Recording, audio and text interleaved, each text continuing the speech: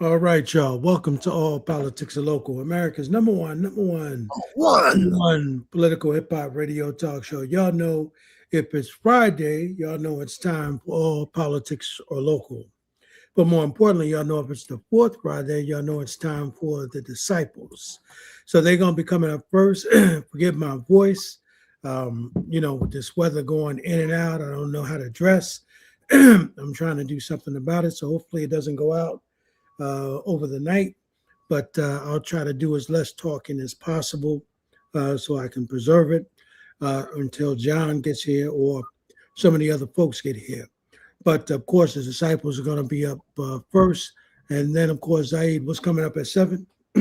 Uh, Jonathan has a guest, and I'm looking for our brother's name. Oh man, he's a sharp scholar out of Chicago. Uh, put a cap on our Black History Month conversations. I can't put my name. I feel terrible. I can't put my hand on his name. Well, But it says Dr. Lionel Kimble. that's him, Dr. Lionel Kimble Jr. Yes, him. Yeah. Yes. Mhm. Yes. And what I'm seeing of him so far, I'm very impressed with. Looking forward to that conversation. After that, our own here at Essex County College in Newark, Professor Akil Khalfani will be hosting his annual symposium on traditional African faith and spirituality on March 21st. He's going to brief us on what that's going to look like, and of course, he's been had some very profound recent trips to the continent. I'm sure he'll have some additional things that he'll want to share with us. And I have to also apologize. My voice is also I think that's getting on. I think that's coming on all of us, man. It's going from good. compromised too. Huh? Yeah, I am also compromised with my voice. We're Yeah. gonna round the show out with the great Pam Africa and Sophia Williams. We're gonna talk about all things Mumia.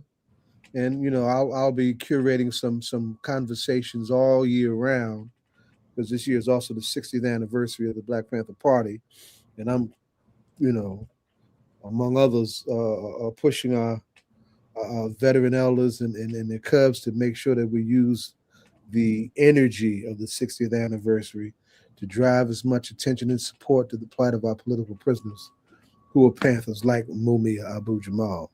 So that'll round out our conversation, and hopefully the great DJ Rhino will join us. We've missed DJ Rhino for a minute too. Yeah. So, but if not, man, we'll try to press on and talk a little bit about Minister Farrakhan and Savior's Day. Yeah, yeah, yeah. And I'm really hoping Hawk can get on because I'm sure he was there. Yeah. Give us a first-hand report. So I'd like to talk about that because at 92, he, uh, 92. he He's stayed on still his book. hanging in there. Yeah. So hope we can get to that and have some conversation around that. So while we wait for the disciples, um, did you get a chance to see the president's Oh, State of the Union address? I was in a laundromat washing clothes and glad that I missed every single moment. Yeah. I did see because it was online afterwards a little bit of the People's State of the Union address. Right, right.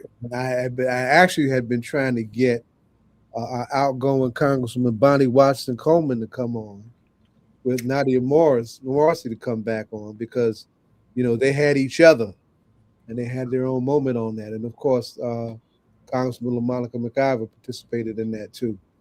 But so I did see some of that, and no, I couldn't just sit and watch that foolishness. I couldn't Yeah, think of a better time to do my laundry. I didn't get an opportunity to see it either.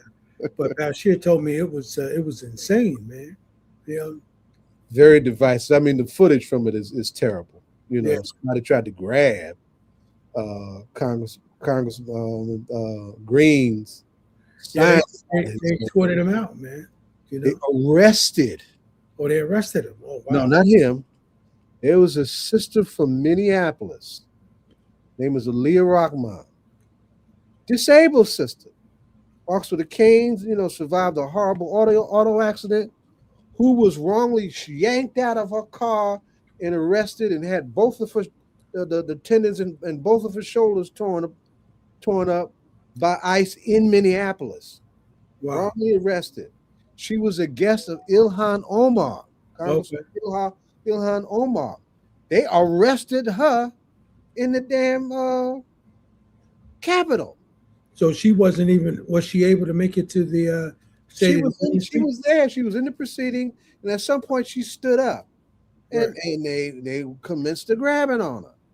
I Wow. mean, the poor woman had been through hell already as it is, and had her health compounded with problems by virtue of what they did to her on top of the disability that she was already dealing with. It was horrible. It's a hugely one of the most divisive moments in this racist country's history, Wow. modern history, I would dare say. Yeah, I I didn't mean, hear anything there's about no that, man. quorum, none of that. This is all of that is gone. We'll tell our kids to really get ready to defend themselves on these streets from these fools too, because this energy is like that. Zai, I didn't hear anything about that. You know? Yeah, because that's not the kind of thing that's going to be centered in Yeah. regular media, right? And that's one, we need to have a media conversation. Yeah. Yeah. All that, we do in the alternative sources of information that we get from other alternative media sources, the pass that is given to Trump and the right wing Right. is abominable. Yeah. Absolutely abominable. I think someone is joining us who looks like Yes. Good evening, good evening, good evening, Good good evening, evening, good Roundtree. evening. Good evening. And it is an honor to be on our favorite All Politics Are Local America's, to me, America's Black African American, Black led, Black produced.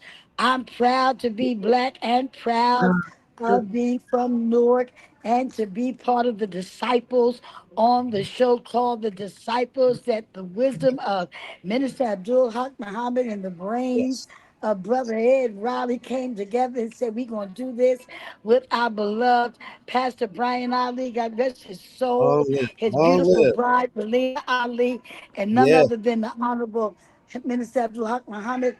Just celebrated Savior's Day. We're in the middle of Ramadan and Lent, I'm which just breaking since the fast. 1500s has started together. I want y'all to know you're traveling with me to the Dominican Independence Celebration. Just came from outside of raising that land. All Me, right. I'm gonna let you guys go. I don't know where my other two folks are. Um, yeah. So it's in your hands, Brother Yeah. Ed. Yeah. I have not. Roundtree. I don't know where your co-hosts are. They haven't said they weren't showing up or they weren't coming through. I know, but you know what I'm gonna start doing? I'm gonna What's that? start doing what I said I was gonna do. I'm gonna What's that? make sure that I get our guests lined up and send the names to both of them. Right. Right. Because as you know, I started started some Newark episodes of a television program called News and Views, Faith and Community, with Reverend Louise Scott-Rountree. So How did that yeah, go? How was Councilwoman your at first large. show? So I'm bringing it to channel 78. Huh? How was your first show? Did you? I did How four was your episodes first show? already. They haven't started airing yet. Oh, it Okay. has. Yes, I Okay. had the mayor's my first guest. They haven't aired yet, but I'm going to let you guys know. I'm going to send you all of the information as soon as we begin to air. And then I'll probably have those guests come on so they can talk about, we're in Women's History Month right now. All right. So the That's First Lady will exciting. be taking with me on March 5th to be on the first show, First Lady Linda Baraka. And I think I mentioned to you guys, I'm going to do some entrepreneur and some health presentations for our women in our second show. And then our third episode, I am working on getting Jasmine Crockett and LaMonica Nakaiva to power houses. Of course, I'll Yeah. have to satellite Congresswoman Crockett wins this Crockett in. election.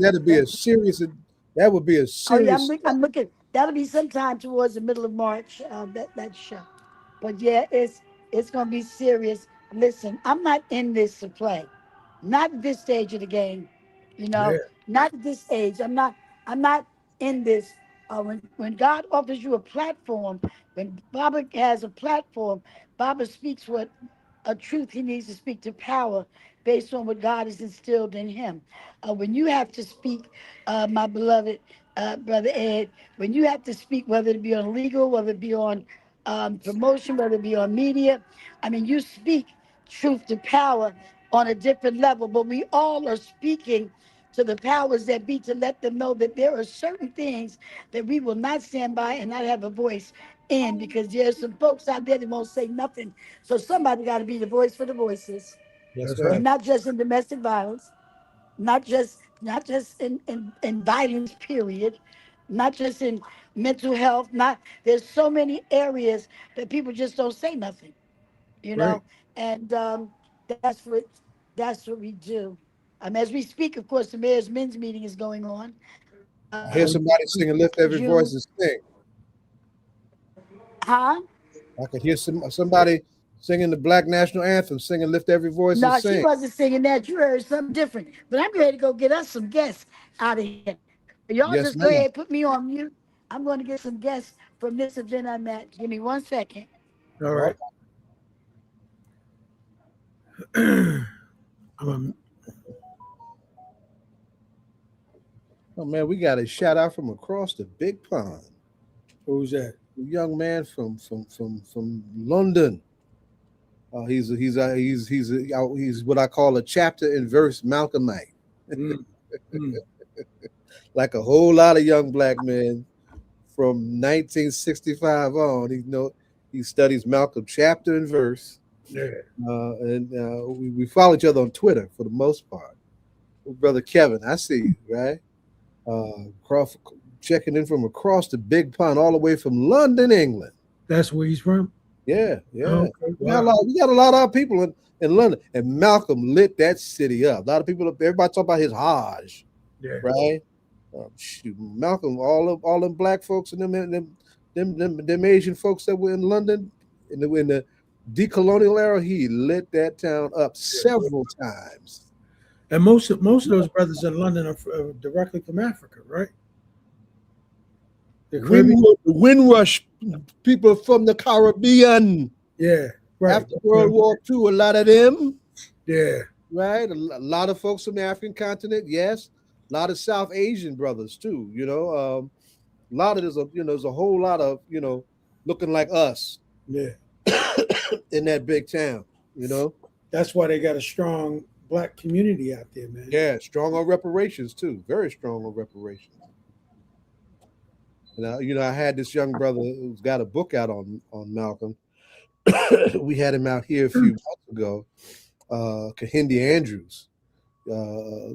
This young brother is a child of Garveyites. The parents had a Garvey organization in London.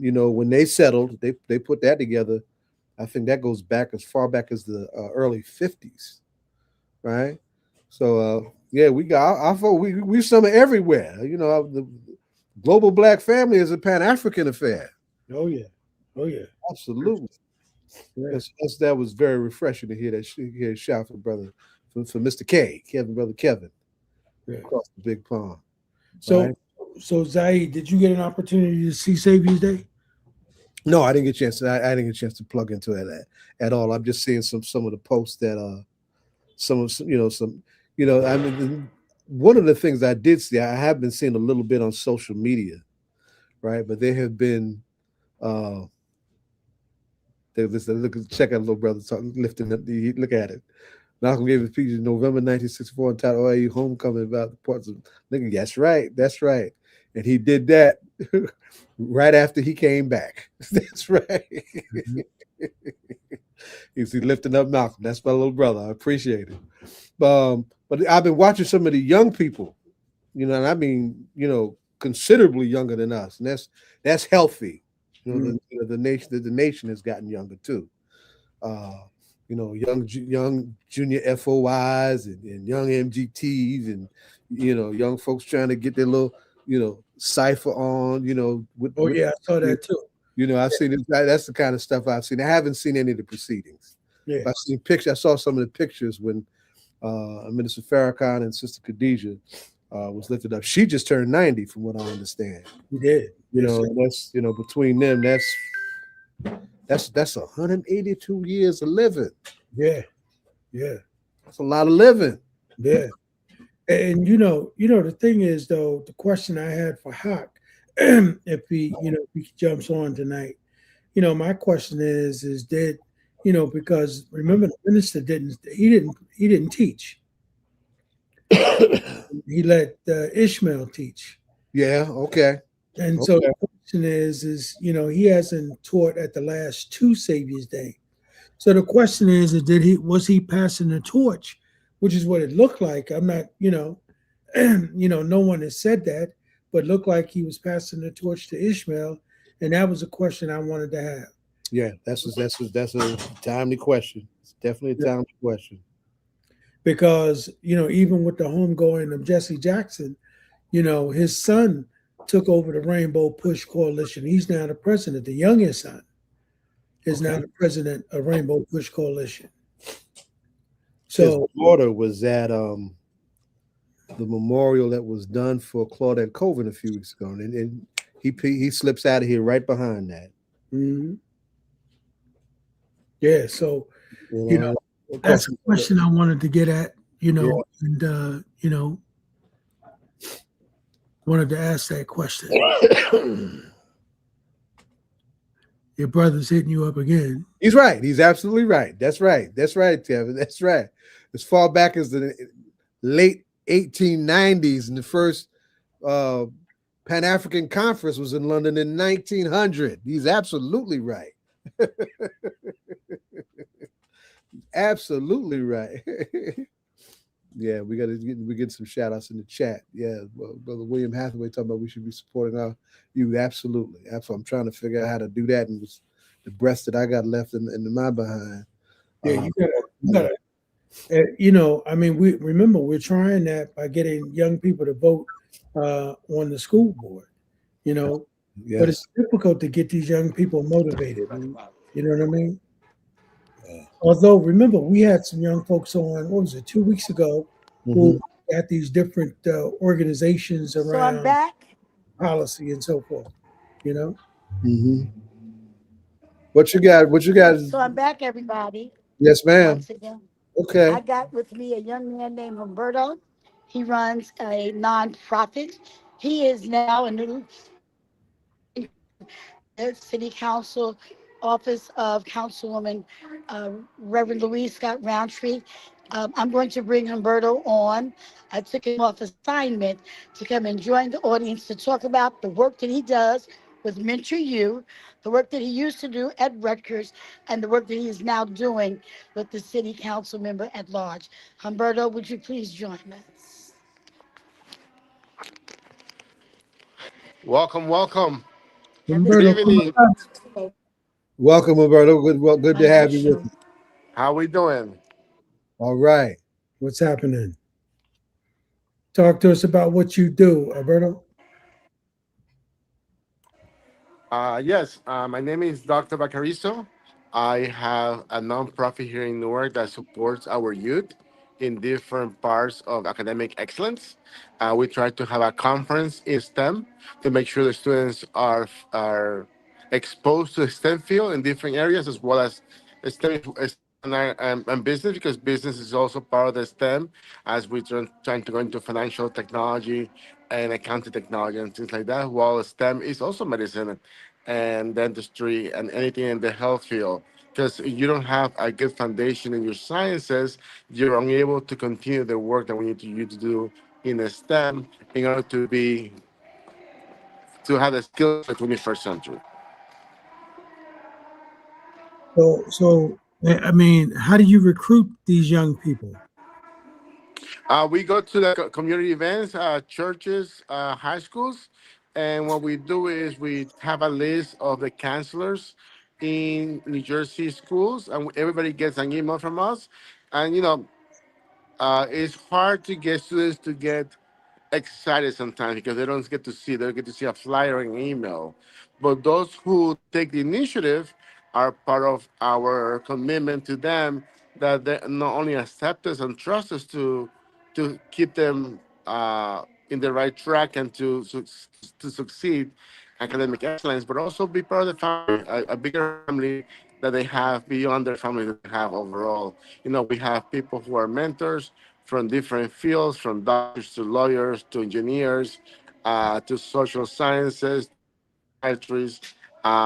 We have construction, civil, electrical engineers as well, people in the business field. So we have a family of people who are committed give back to the next generation of students and to provide a mentorship support, guidance, and show them the steps on because applying for succeeding in high school is one step, applying for college, succeeding in college is a second step, and then after that is your career development. And we also do that as well on trying to make sure that they have the skills or they have a mentor or they have somebody they can talk to as they continue their professional journey in the workforce. And how long have you guys been around? For 6 year, our gala will be this April. We started around COVID, believe it or not.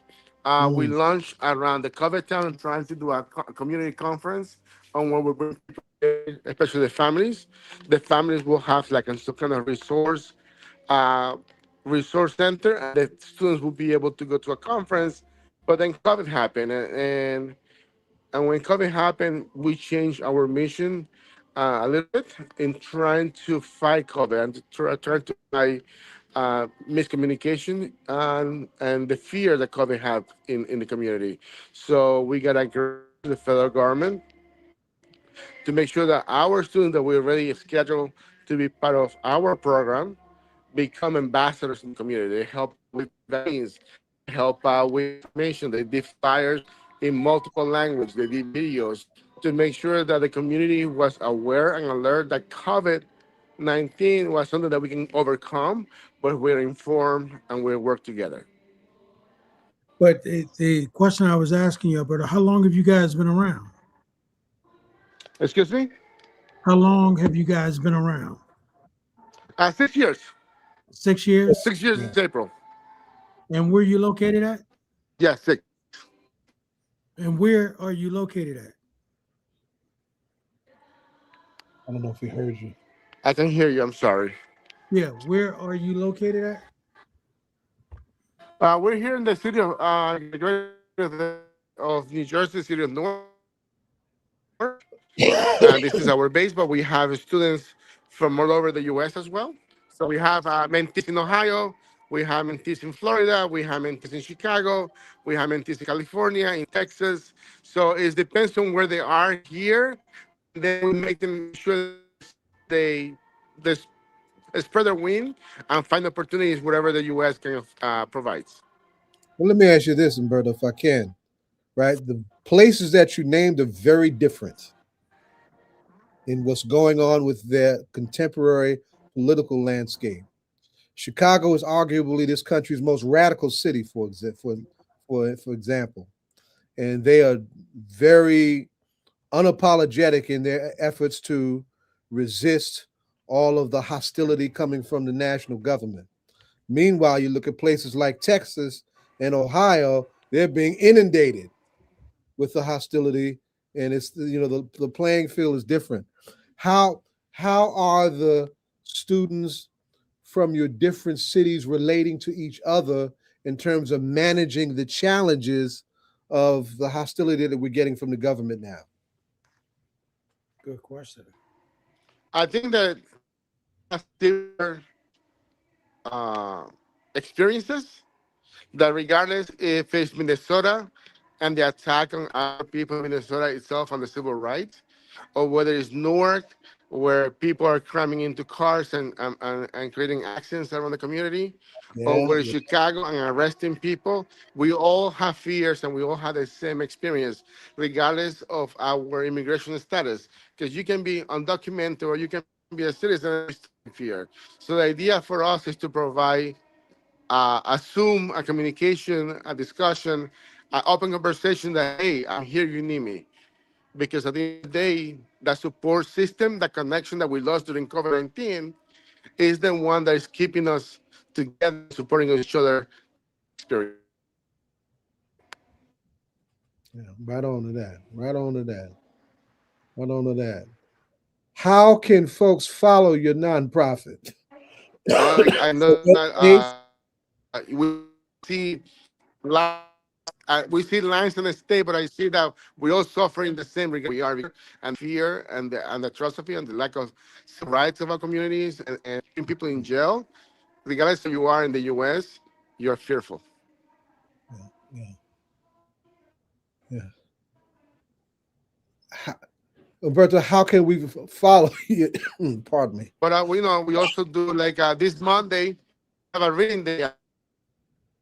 The mentors come out and read to your kid because we'll what we try to do is to make sure that we reach excellence, and I start at the early levels. So reading is one of those, and making sure that we go to the schools and connect with the students and say, hey, you can be one of us in here in the panel or in the on the conference or at the stage because we were in your place, we were in your seat.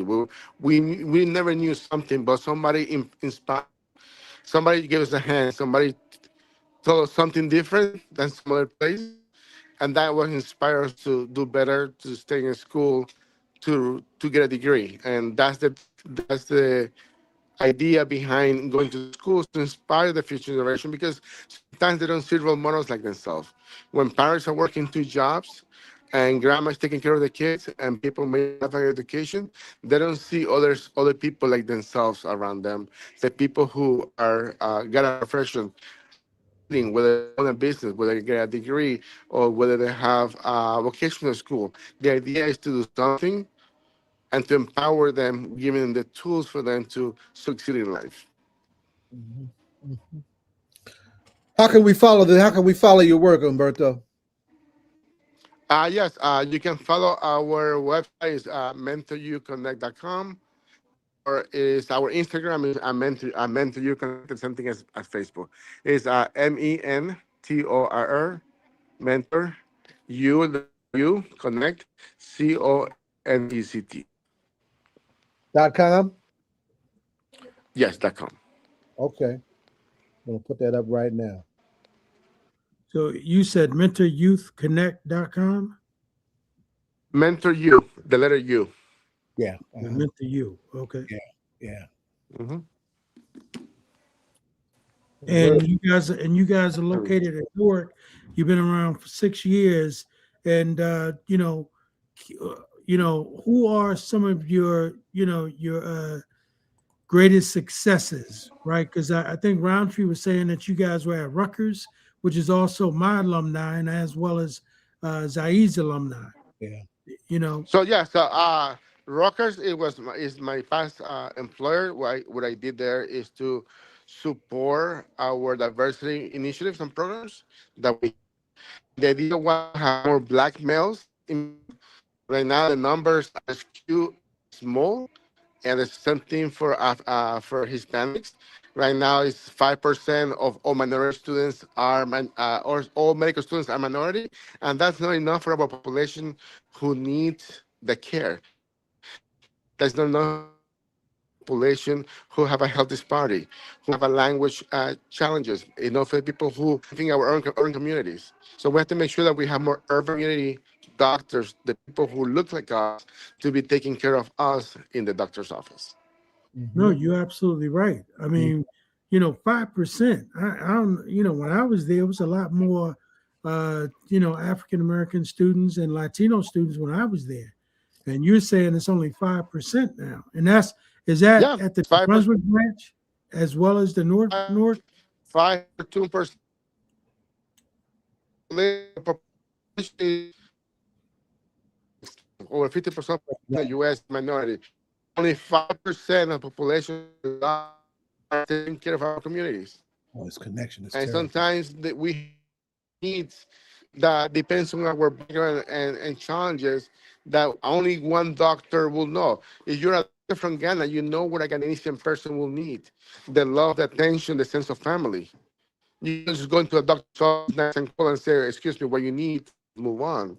We have cultural competencies in our community because we care about communities as cultural communities. Whether we're in Caribbean or Latin America, we have faith. We care, and you don't see that in today's. His connection is terrible. I hear what he's trying to go. His connection is not yours. Yeah. Mhm. Yeah, but so is that the same thing at New Brunswick? It's only 2%, 5% at New Brunswick as well? It's 5% all across the U.S. Out of all of the wait a minute, out of all of the universities, only 5% is Latino and Black.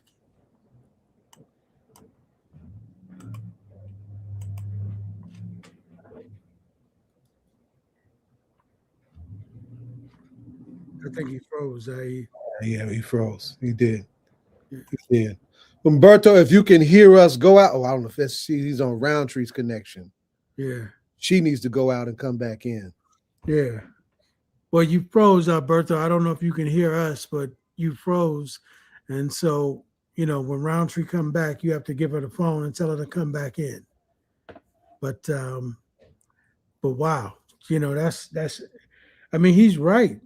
Zaid, because when you Numbers go, are going down because the opportunities are going down. yeah, when you go see a doctor, of course, you'd love to be able to see, somebody who looks like you, somebody who understands, where you're coming from, and somebody who understands, what your health needs are. Of course, all of that's important. And so, but remember, we got a hostile government Very right hostile, cutting all these programs and these opportunities and these pipelines. Absolutely. So, and remember, he don't think that Black doctors are doctors anyway, right? So, he would definitely not be supporting anyone trying to keep young Black kids in school to be doctors. That's not something he would support, you know. So, I mean, there's an uphill heaval going on with that, Yeah. trying to get Sorry. Like they're trying to come back in.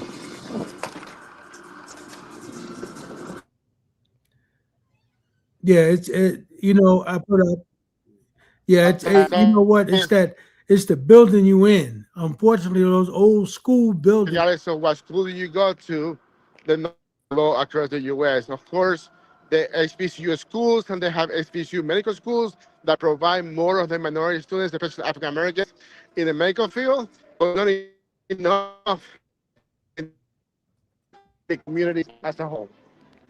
Yeah, Alberto, we're having a difficult time hearing you because you're going in and out, and but it's that building. It's not you. I mean, that's the old Newark buildings. They were built in the bomb era. Yeah, how about that? So I will have Councilwoman, let's do another tape and discuss the issues of African Americans communities and the lack of school education and what we can do as community to make sure that they're prepared and they can succeed in life. Okay. Indeed. Yep. Okay. Let me Thank you, let me sir. go find the councilwoman. Hold on. Yes, sir. Thank you, sir. Yeah, I see what he was saying. That was Google. I was doing some digging just as he was talking. That 5% of all doctors in this country are Black, and only 7% of all doctors in this country are Latinx. That's too small. It's too small. It's too small. Meanwhile, the U.S. government is trying to provoke and starve Cuban people in the Cuban Revolution. Yeah. Cuba is producing doctors all over the world, sharing their doctors all over the world. And if you can't get into medical school here in the United States behind money, you might be able to get into Cuba's medical school damn near free. Yeah. Right? I had to throw that in. You was talking about doctors. Let's talk. Yeah, but you also see, I mean, right now, you see Rubio trying to, shut off oil to them. And, I mean, he's trying to just starve them out right now, man. Definitely, he sure is. He definitely. The Cuban people are very resilient people. They didn't fight that revolution, for nothing. Right. So, I know they're resisting, and our solidarity matters now more than it's had in a long time. So, folks interested in support and doing support work around Cuba, now is definitely the time because we need to turn this this environment, this political environment here in the United States, or as Jose Marti used to say, inside the monster around. That's our responsibility here in the United States. There's going to be a lot of activities coming up in support of Cuba too in the next month. The weekend of the 14th is the annual U.S. Cuba Normalization Committee conference that's going to take place in New York City. I don't have the location in front of me, but I always participate in that, and a lot of us who do Cuba work will be there to be sure. I got to get my big sister Rosemary Mealy back on.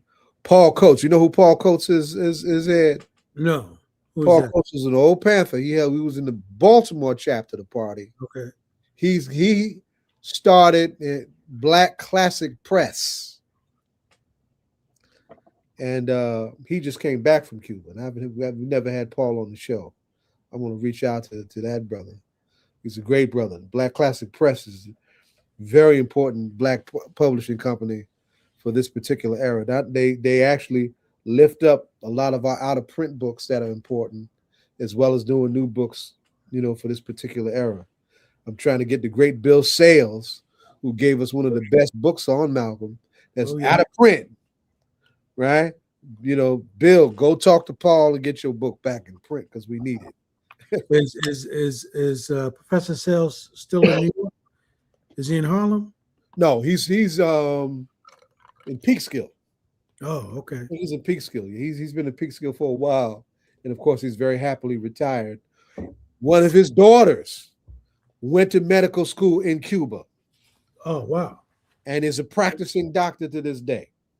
Wow! Right. Love to talk to her. We ain't making this stuff up. And I'm gonna tell you something. This is a difficult story. And I don't want to offend anybody when I tell it, but it happened. This is in the 90s. And around the time that we had Christine Whitman when she was governor, and she was running around trying to get the Cubans. She went to the Pope to get the Pope to try to get Fidel to give up Asada. And she also went to the Congressional Black Caucus to do that. And they were wishy-washy on it, right? And I raised some concern with our brother, the late Donald Payne Sr., not Jr., Sr., because when Donald Payne Sr. was on city council, when Asada was before Asada went on trial, he did a stellar study on jury selection throughout New Jersey, which revealed if there was any place where Asada should be tried facing a jury of her peers, it should have been right here in Essex County. Of course, they took all the way to Forest County, one of the whitest and the richest counties, and the rest is history. But we said, Congressman Payne, why ain't you, blow the whistle on that? I even had to do a rally at his office. It was an unpleasant moment. But Fidel's response was like, bring them to Cuba. Let me show them how we get down. And he nobody did that like Fidel. And, the school was already in place. There was already a relationship between Cuba and Venezuela and sharing oil in impoverished communities like the Bronx, right? And so this fresh push to bring Black and brown students from impoverished backgrounds to the medical school, right? He took that and totally just turned it on his head just with the facts, right?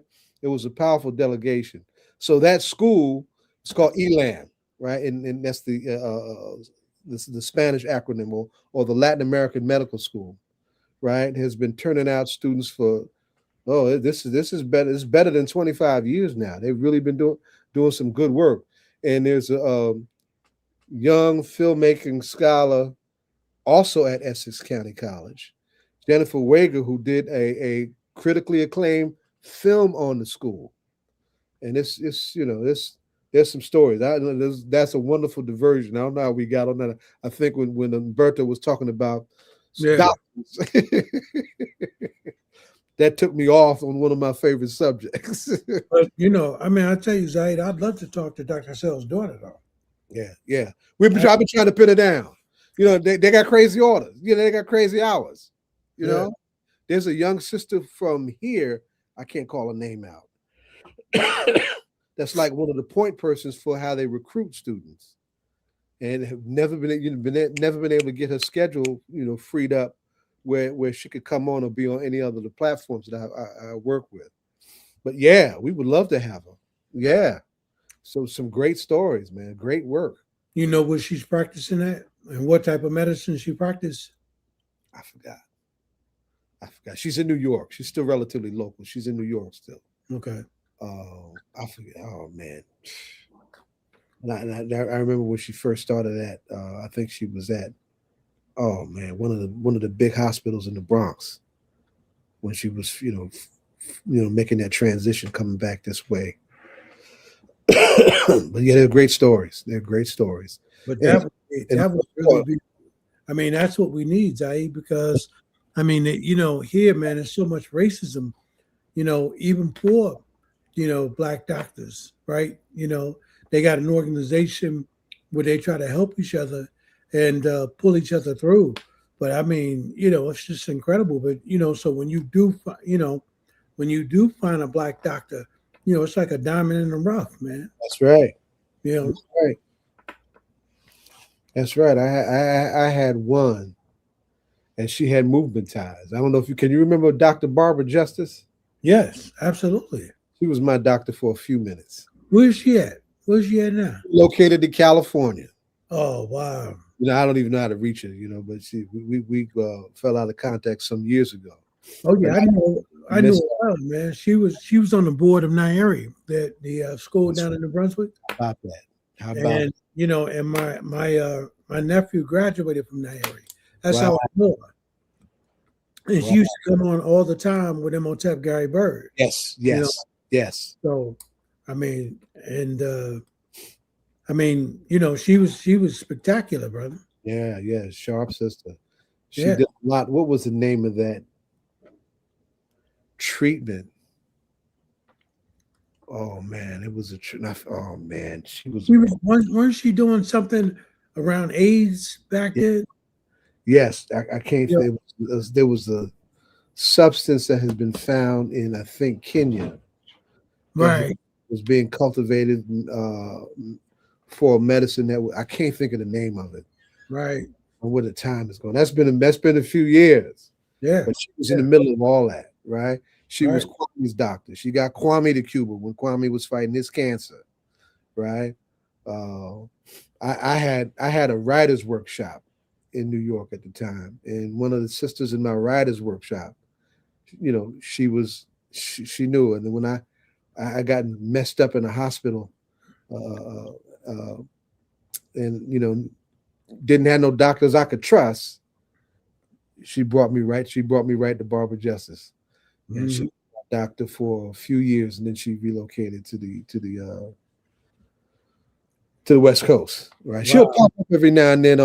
What's the name had her on his show? Dr. McIntosh. Dr. McIntosh has a show called Minefield. Okay. WBAI, and he had her on around the time he first started his show. That show was only like a couple years in. And I've been having trouble getting him. He struggles with StreamYard. I haven't been able to get him on our platform where he could be functional. Right. Yeah. She was a great story. She's a great story. Good sister. Very good sister. She didn't go to medical school though in Cuba, did she? No. She went the conventional route. Okay. She went the conventional route, but she was very much in touch with what was going on in terms of what the Cubans were doing medically. I do remember, Minister Farrakhan said some years ago. Interferon was a treatment modality. Okay, I remember that. Yeah. I remember that, and they took a lot of heat, saying that was a cure. Yeah, and the fact that it wasn't FDA approved, so they were taking a lot of heat for it, man. I remember that. They stepped out there with that. Yeah. But what I was saying was, is I remember when Minister Farrakhan had went to Cuba, and he said that at that time Fidel Castro was alive, and he said Fidel Castro was making an offer for African Americans who wanted to go to medical school. He offered them an opportunity to come to Cuba and go to medical school. Mm-hmm. And Farrakhan was saying that it was one of the best medical schools in the world. Yeah. You know? Yeah. He got the treatment, you know. Yeah. He went down and Fidel took care of him. He went down. Yeah. I remember when he went down to Cuba. Yeah. Yeah. Huh? It is. It is. It's a great story. It is. It is really a great story, and it's characteristic of Cuba's commitment to what we call international human solidarity. When people need help, Cuba helps them. It ain't about, we're socialists and you're not. It ain't about all that. Right. We find that you could work better when because socialists are more open. But no, it's not about all that. During COVID, they sent doctors develop their own vaccine and sent doctors to over 40 countries. And that even included some European countries for the first time. And you rarely see, something coming out of the southern hemisphere going back to the northern hemisphere with an advance. That is like unheard of as far as they're concerned. But Italy and I think Greece made due note of the availability of those doctors being available, and and their own vaccine becoming available, right? Yeah. Across all those other countries that they were in throughout the southern hemisphere, to where they get down. Special place, man. Yeah. I remember when Bashir went there. He had a good time. He did. He That's did. right. Yeah. He said it was awesome. Mm-hmm. And I've never been to Cuba, man, but that's definitely on my bucket list, to definitely make sure, I get there. But remember, they were preventing folks from going to Cuba, man. Yeah, the way folks have been able to go legally is to go on educational tours. That's basically was the main one to go to. Or if you're doing anything that has any kind of commerce involved, you have to be licensed by the Treasury Department, right? And we had a whole operation called Pastors for Peace, the caravan to Cuba, that was created to challenge the licensing, because at that time, this is Reverend Lucius Walker, who's from Jersey, by the way, who passed away. It's Gail Walker's father, who's running Pastors for Peace at the time. In fact, Gail and I literally shaped out this concept when we were in Cuba together in the early 1990s. We brought it back to the States, and they built it out. This was a nonviolent direct action challenge to the licensing procedure, because they wanted to bring Bibles, humanitarian aid, and computers. And they said, no, you got to get a license to do that. They said, the hell with the license. And there would be these confrontations. They would get supplies, caravan from different cities all over the country, and these caravans would drive from the various corners of the country and meet up at the Texas border and try to bring their stuff into Mexico, and then from Mexico they would go over to Cuba, right? And there would be confrontations with the Treasury Department, right, at the border. And one year they actually took a school bus. We said free the yellow school bus. Wow. Yeah, so the obstacles are silly. The whole world is, it's really only the U.S. and Israel that are trying to maintain this isolation of Cuba. The rest of the world is totally different direction. Very supportive of Cuba, very appreciative of their solidarity. But I do remember during COVID, they were one of the first ones to come up with a vaccine. And while people were still dying in America, they refused to take the vaccine. Because because they didn't want to give credit to Cuba. Right. Cuba was offering it to the world in order to help folks. There's a treatment that's being looked at now for Alzheimer's. and this popped up on Twitter, right?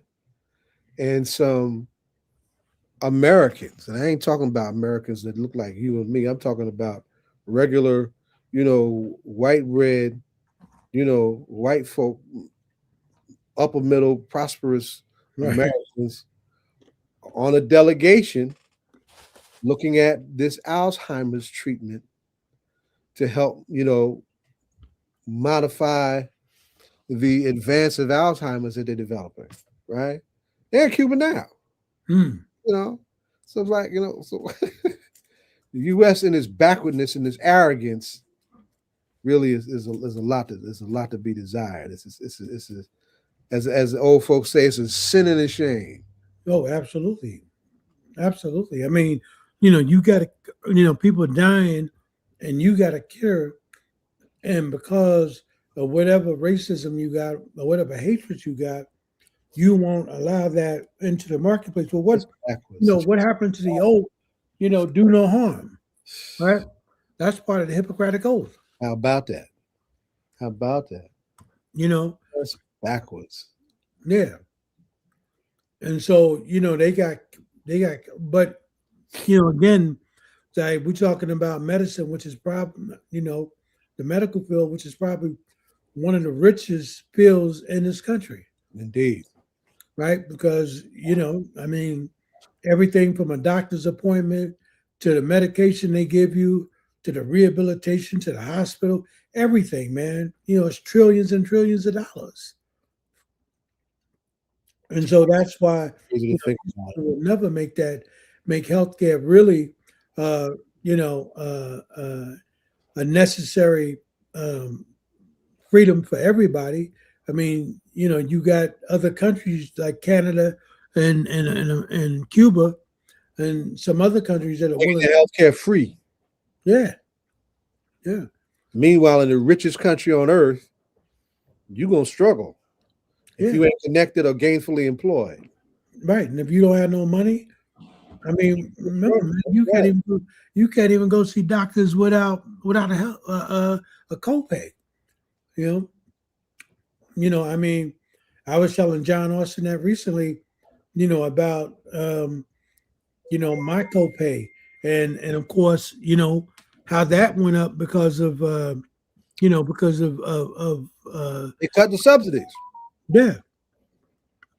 I mean, everything changed, because Big beautiful bill. yeah. And remember, all of the money, Zaid, that he's getting, they're spending trillions of dollars on ICE. That's where the money's going. There's building up this private army. ICE in Israel. Yeah, I mean, I heard about this and I was like, whoa, man. So all of this money is being used to build up this private army. They're buying weapons like crazy. These people are going into neighborhoods, wearing masks and killing people. I mean, They chased somebody and caused an accident. Somebody got killed in Newark a minute ago. oh, that person died? I think so. Somebody did. I know they ran into a car that had They survived. There were kids in the car. Right. They survived, but I think so. I have to double check that. But it was, there are no guardrails on these jokers, right? I mean, the police have rules. They don't follow them when it comes to us, but at least they got rules, right? And we got a no chase law, right? These guys, no guardrails, no rules, no regulations. They do what the hell they want on the full assumption that they have the fullest immunity for anything that they do in the so-called line of duty. Yeah. Yeah.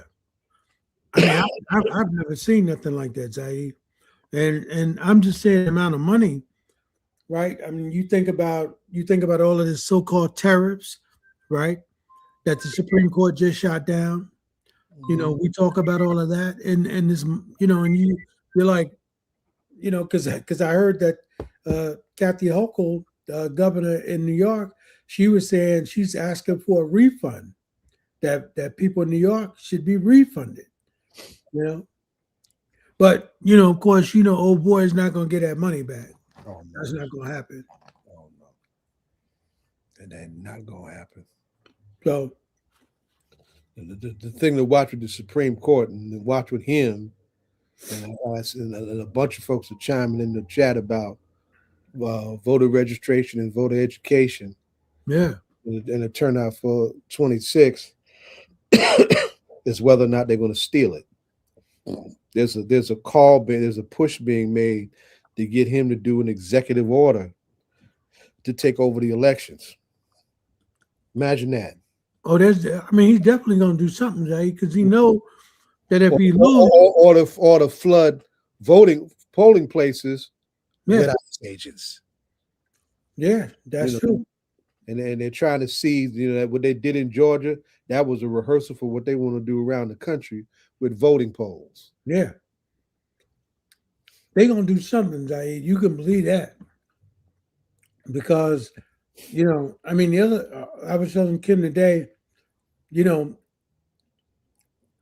amount of questions that you get asked now when you do your taxes is ridiculous, Zaid. I filed Kim and my taxes today, and I got to tell you, man, it was a nightmare. Mm-hmm. It never took me that long to file our taxes, and I've never had to give up that much personal identifiable information. Never. I can dig it. You literally had to give your driver's license, date, expiration, the light, and the number. And I've never done that, Zay. Never. Yeah, they want birth certificates and whatnot coming to the polls. It's more mess they're trying to pull together. And really, Zaid, I'm telling you, all that is meant to frustrate you, right? Mm-hmm. And that's going to frustrate a lot of brothers and sisters. Be like, man, I ain't going through all that, because most of us don't want to be bothered. Yeah, we're trying to get more people to vote. We're not trying to get people not to vote. And what these people are doing is they're frustrating folks so that they don't vote. Exactly right. Which is absolutely incredible. Exactly right. And that's what it's coming to, man. Because I'm telling you, folks are being intimidated, and black folks, man.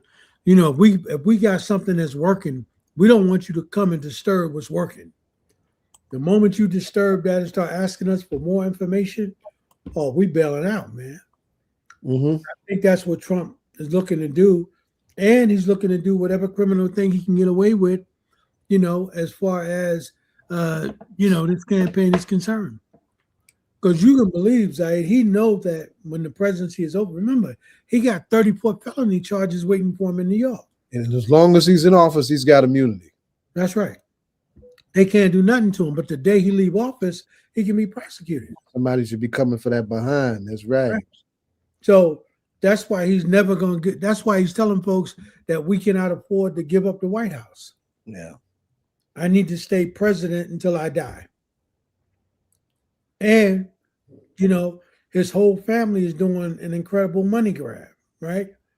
And you even think about what Kushner's trying to do in Israel, what he's trying to do around the Palestinians. He's trying to take away they ain't even talking about it no more, right? Talking about all their land. He's trying to wipe them out, and he's trying to turn it into a beach country, man. Big land grabbing a big money grab. Yeah. That's they're using their influence to put themselves at the top of the money grab. Right. But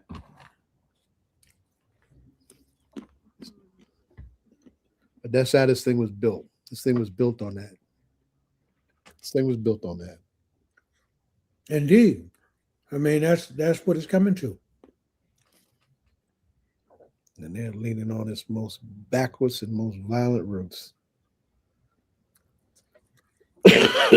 We got to amplify our strongest roots of resistance and check that mess before it gets too far out of line. Zaid, I don't think anybody know where this country is headed in the next 3 years, man. It's just, the way it feels like we live in a total corrupt country, man. You know what I mean? Corrupt and authoritarian. Yeah. It just feels like it's out of control. Oh, we got our next guest joining us.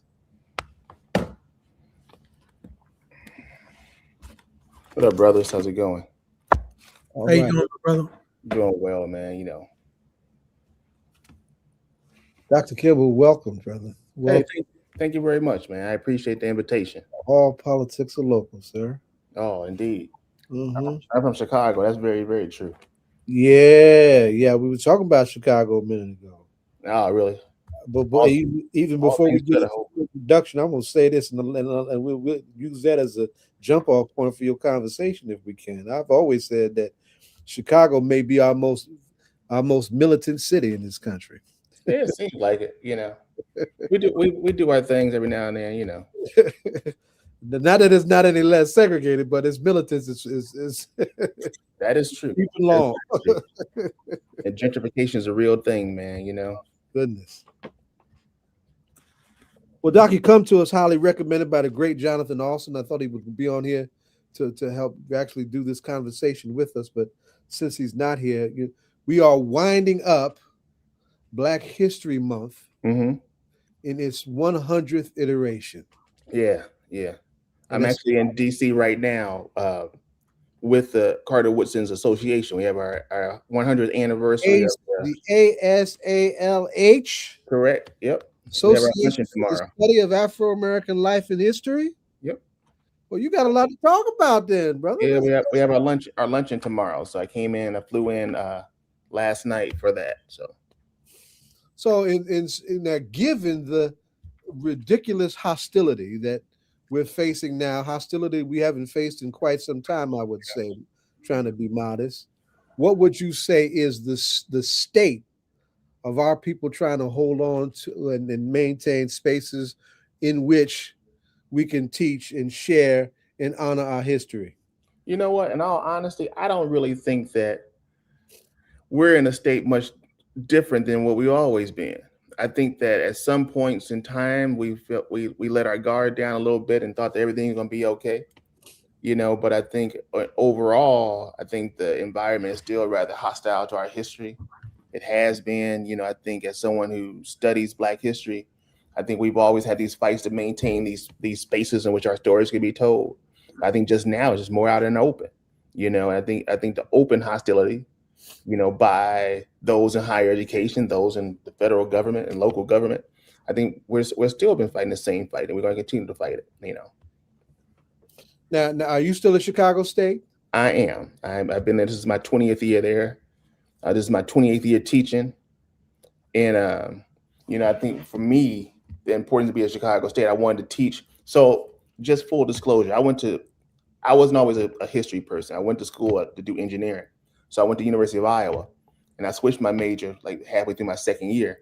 So I thought it was shameful that I had to learn Black history from white people at this little white school. So I took it upon myself. I said, well, when I figure out what I want to do career-wise, I said I wanted to go to a place to teach my history and our history to people who look like me. And I thought that was important. So that's part of the way I gave back. So I go to Chicago State, it's my hometown school, and I've been there ever since. I've had opportunities to leave, but I just can't do it.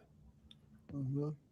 What has been, given the new climate and the new administration, and I don't know, right? What is the climate on at the school now for you? Has it shifted at all? No, so they kind of leave us alone because it's funny. With Illinois, with all of our problems politically, like we look at the conversation. Like Illinois seems to be the adult in the room sometimes. I think our governor is doing this thing. Him and Gavin Newsom are like really fighting the current administration. Like fighting them every day. So they largely left me alone. I think the only issue we had is that we had a couple of cultural centers. We had a Latino cultural center, Latino resource center, and an African American male resource center, which I'm in charge of now. So the only thing the university wanted to do would be preemptive. We just changed our name. We kept our mission. The African American Male Resource Center, we changed it to the Lead Institute, and we focus more on mentoring and advancement and helping guide Black men through the university. But I think one of the things we look at our mission is that we had a lot of sisters come through there, like the sororities would meet there, the National Council of Negro Women would meet there. So we largely changed our name to the focus on, who we serve, but the mission is really the same. Get these black kids, in particular black men, through the university, mentor leadership opportunities, and so they can get out and graduate and go back into the world. But largely, man, they leave us alone. You're fortunate. Yeah.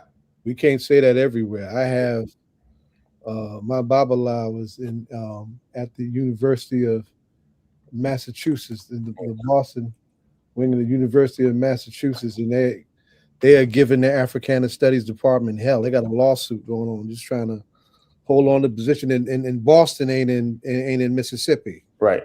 Right. Well, there are some issues up at Northern Illinois University, and they sued. Somebody sued them for their Black Male Initiative office up there. So I mean, it's going to be interesting, But I think we're ready for the fight. We have to be. I mean, that's our entire existence and our entire history of this country has been to fight. So, this is just par for the course. And then you also involved with the Urban League, from what I'm saying. Yeah, I moved away from that a little bit, but I think when I was there, I learned a lot about, I think when I first got there, we were working on our 2023 State of Black Chicago report. And I think one of the issues with all of the research that came in that is like, the more things change, the more things stay the same. Chicago still has, and I think Black America still has these same conditions that have plagued us, disparities in housing and appraisals and education and, contact with police officers and healthcare, health disparities. So, all of these things, they're still impacting our communities, But I learned a lot working for the Urban League. And I think it was really good, as a good place. I get into conversations with my friends who are in both history and in Black studies. I was trained in history, but I stick my toe in Black studies. And we always had these conversations about what are the difference between the two disciplines. Like, I think generically history is backwards looking. We're always concerned about what goes on in the past, right? And African American studies and Black studies are more forward looking. Like, how do we address history and philosophy and all that stuff, and political science, to address current situations and to project down the road. So I think working for places like the Urban League allowed me to blend both sides of the Black intellectual house together. The practical space. To talk about the roots problems, but also to help outline ways to move forward. Urban League has been a very practical vehicle. Yeah. In our community for a long time. That's how they built their rep. We have a good Urban League here in our by county out here in Jersey. Gotcha. Our Newark Urban League is our Essex County Urban League. Okay, yeah. Tough sister Vivian Cox Frazier putting some good work. Yeah. Years, and of course, one of the first, manifestations of the Urban League in the country was right here in Newark. Yeah, it's cool. I'm gonna try to plug this computer up for a second. I'm using somebody else's computer. I don't want to die on you guys. So my computer was giving me all sorts of problems. So, but we all good now. Yeah, so that's loaded. So now I'm loving your story. Out in the middle of some serious boonies out in Ohio. And I was in Iowa. I was in Iowa, man. That's even worse. Yeah. Yeah, there are about 12 of our folks out there. Maybe not. Yeah, and they all play football. They all play football. They either play football or they wrestle. Yeah, but in terms of the study, in terms of the tradition, in terms of your studies, who was your mentor? Who inspired you? So there are a couple of people. So I think on the Black side, right? I think I come from a tradition of Earl Lewis, Robin Kelly. My primary advisor is a guy named Bob Jefferson. I think people who helped shape me. Kelly, I'm loving it. Go ahead, keep talking. People who shaped me was Christopher Reed in Chicago, Mr. Black Chicago. I mean, that man has probably forgotten more stuff about Black history than most of us know in Chicago. Darlene Clark Hine was my person. Tamule Black, all Conrad Worrell, all these folks. When I came back and started doing my work, they all like wrapped their arms around me, and like say, hey, we're gonna, you're a brother from here, and we're going to take you in. I think, meeting people like Darlene, I mean, Darlene is like the biggest name in Black women's history, Yeah. Jenna Ray McNeil, who was at North Carolina for a long time, she was a student of John Hope Franklin. So I think I've had a lot. That's a range too. That's not just a number. That's a range. Yeah. Yeah. So I've had a lot of people who like embrace me.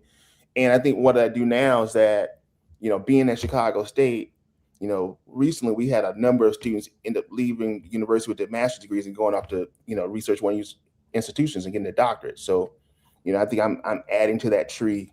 And I think even being in Asala, mentoring a lot of these young folks who are coming through the ranks now, I think I'm part of that generation. I'm 50 years old. So a lot of us in our 50s, we came through Daryl Scott, who was our president for a long time here, another brother from Chicago. He's back on the board with me, but he brought a lot of us in to Asala. So, I just try to keep that line going, because, that I think I have a responsibility, right, to train and mentor and provide spaces for these young scholars to tell our stories some more. Now this is a hip hop radio talk show, so you got folks on all levels of development. Yeah. Just we try and keep it basic and make it plain. Yeah. Let's take a step back and tell everybody about ASALA, the Association for the Study of Afro-American Life and History. Tell everybody just what that is and how open it is for support from folks who are scholars and not scholars. Yeah. So the basic story, right? Carter G. Woodson, second Black person to give a PhD from Harvard. The first one, of course, being Dr. Du Bois, the father of Black studies. So Woodson is the first African-American, the worst Black dude to get his PhD in history from Harvard, right? And he teaches a little bit, he teaches high school, he goes to the Philippines, does some other stuff. But eventually he ends up in Chicago in 1915. This is the 50th anniversary. He's there for the 50th anniversary for the ending of slavery.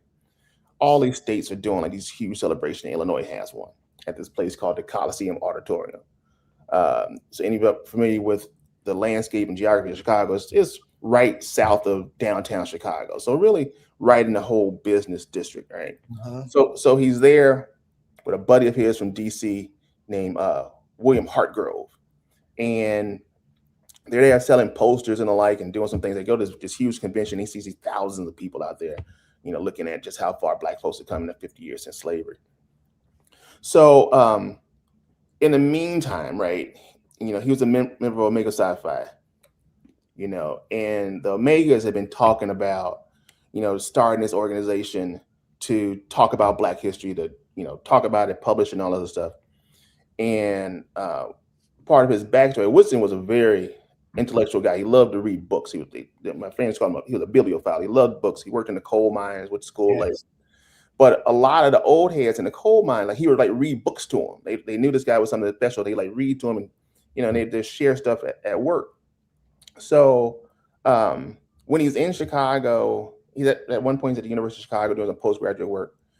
He goes back to this place called the Wabash Avenue YMCA, which is our Black Y. The guy who funded that was Julius Rosenberg, the white guy who ran Sears. Yes. So Rosenberg bought the land for the Y and gave a lot of money for the Y, right? So and also he gave a lot of money for the first Black library in Chicago too. So Woodson goes to the Wabash Y. He and Hartgrove, and they meet with three Black guys, three brothers from Chicago. A.L. Jackson, who was running the YMCA at the time, eventually went and worked for the Urban League, I believe, and then or NAACP, and then comes back to run the Chicago Defender. James Stamps, who is an economist, Ivy League trained economist, and this guy George Cleveland Hall, who was a surgeon who took over Providence Hospital, our first Black teaching hospital, after Daniel Hill Williams, the surgeon, leaves and go back to DC. So these five guys get together in the Wabash Y, and they come up with the structure for the Association for the Study of Negro Life and History. Right, we changed our name to African American Life and History in the 1970s. So the whole big fight. We can do a whole podcast on just the dysfunction of the Asala, up until very recently. But so he forms the association. He comes back to DC and incorporates the association. 3 years later, I believe 3 years later, he comes up with the structure for the Journal of Negro History, which is the main publication organ for the association, in which we think he writes a lot of the early articles on the pen names. 1926, he comes back to places like Chicago, and he declares, I think the second week in February, the week that coincides with Lincoln's birthday and Frederick Douglass's birthday, and calls that Negro History Week. Yeah. It becomes Black History Month in the 1970s when Gerald Ford declares, hey, February is now Black History Month. So one of the things I always like to say is that, white folks will say, oh, why don't we have a White History Month? Ha, ha, ha. And so the joke is February used to be American History Month, and people stopped celebrating it. So I say, yeah, y'all had a White History Month. Y'all didn't want it, so we took it. Right. So I don't say why we get the shortest month. That was strategic for Woodson, right? He picked that week for a reason. Yes, he did. And 110 years later, hey, we're still here. We have an annual conference every year.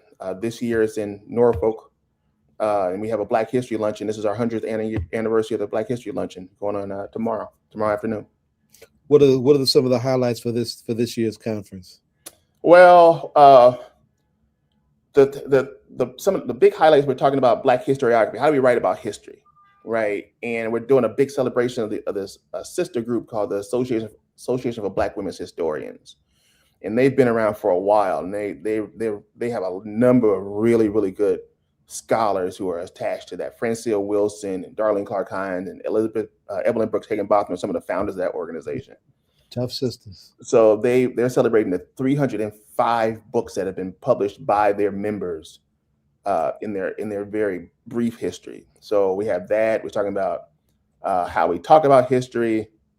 We're doing a lot of stuff on citizenship and civil rights. So, the great thing about our conference is, like, if you go to these places and they have a theme to them and everyone try to stick so hard and rigid to the theme, that's never been what ASALH has done. In full disclosure, I ran the conference for about 14 years. Right. So yeah, so it's like, but I think what the great thing is, sets the intellectual tone, how we think about Blackness during that particular year. Right. And I love it because it provides a really good space for young scholars, but people who aren't classically trained as historians or Black studies folks. We have a really good space for activists and community folks who want to come out to talk about things they're doing in the communities. And we're about 2,500 people in membership, and about half of those folks don't have a PhD or any type of higher training in history or Black studies. They come because they want to hear our people talk about who we are. Yeah. And as part of the conference, we have tours and the like. So a lot of folks come down. A lot of people are elders too. They come down, they want to do the historic tours, and they want to sit around and talk to PhDs. They want to talk and see what these young people are doing. So it's like a family reunion. That's what I like about it. And I don't belong to any of the white organizations. ASALH is my home. This is the only place I spend my money.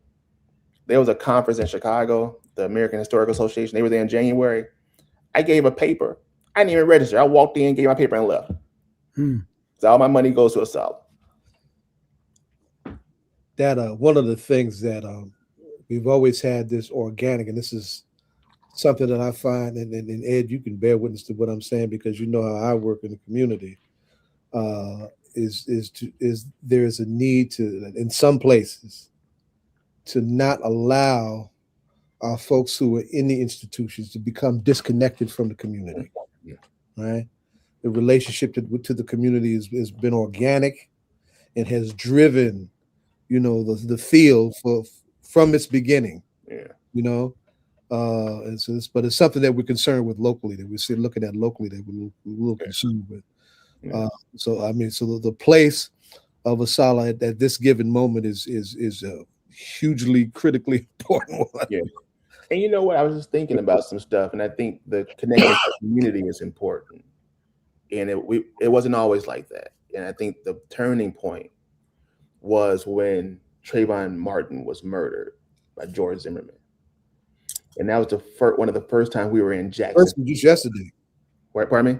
Anniversary was just yesterday. Yeah. February 26th. And we had our conference there. And we were really at a crossroads. I think we were there, the Omegas were there, the National Council on Black Journalists were there, the NAACP, and that's when we were talking about whether or not we boycott Florida. Like Stevie Wonder did a boycott and all that stuff. And for an organization like ours, we do all this stuff with like 5 full-time staff people. And we figured if we boycotted and broke that contract, we would cease to exist. Mm-hmm.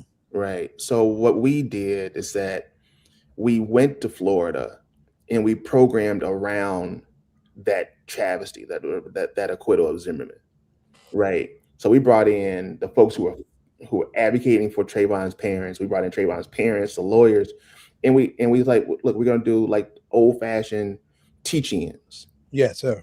And at that moment, we decided that another thing we're going to do, we're going to support Black business. So we started connecting with Black businesses to say, hey, give us your restaurant or your store titles, your names, your address. We'll put them on a flyer, and we'll encourage our members to go. And they will kick them down like 5% discount, 10% discounts off the bill. So that's one of the things we've been doing since whenever, 2013 or whatever. We go to these places to support Black people, right? Last time we were in Jacksonville, that's when the state and the stances, whatever named the Stalin, whatever we want to call it, governor, right? When he was banning books. So we went out to the park and we took all these banned books and we started reading. We had a read-in in the park. Mm-hmm. It's like we can't run from the fight anymore. We just can't say, well, I'm going to hang out in this university in the Ivory Tower and not do anything. We started a number of freedom schools, like old-fashioned freedom schools, to teach Black history to kids and give them resources and hire folks and give grants to teach our kids in our communities about our people, because they're not going to get it in school. I ran one for 12 years. Yeah, see? That's just very dear to my heart. Yes. Yeah. So some stuff we were talking about today. We're trying to start 5 more. Awesome. So let me ask you this question, my brother. What you got? I don't know if you recall. I don't know if you even know about it, but this happened maybe about 4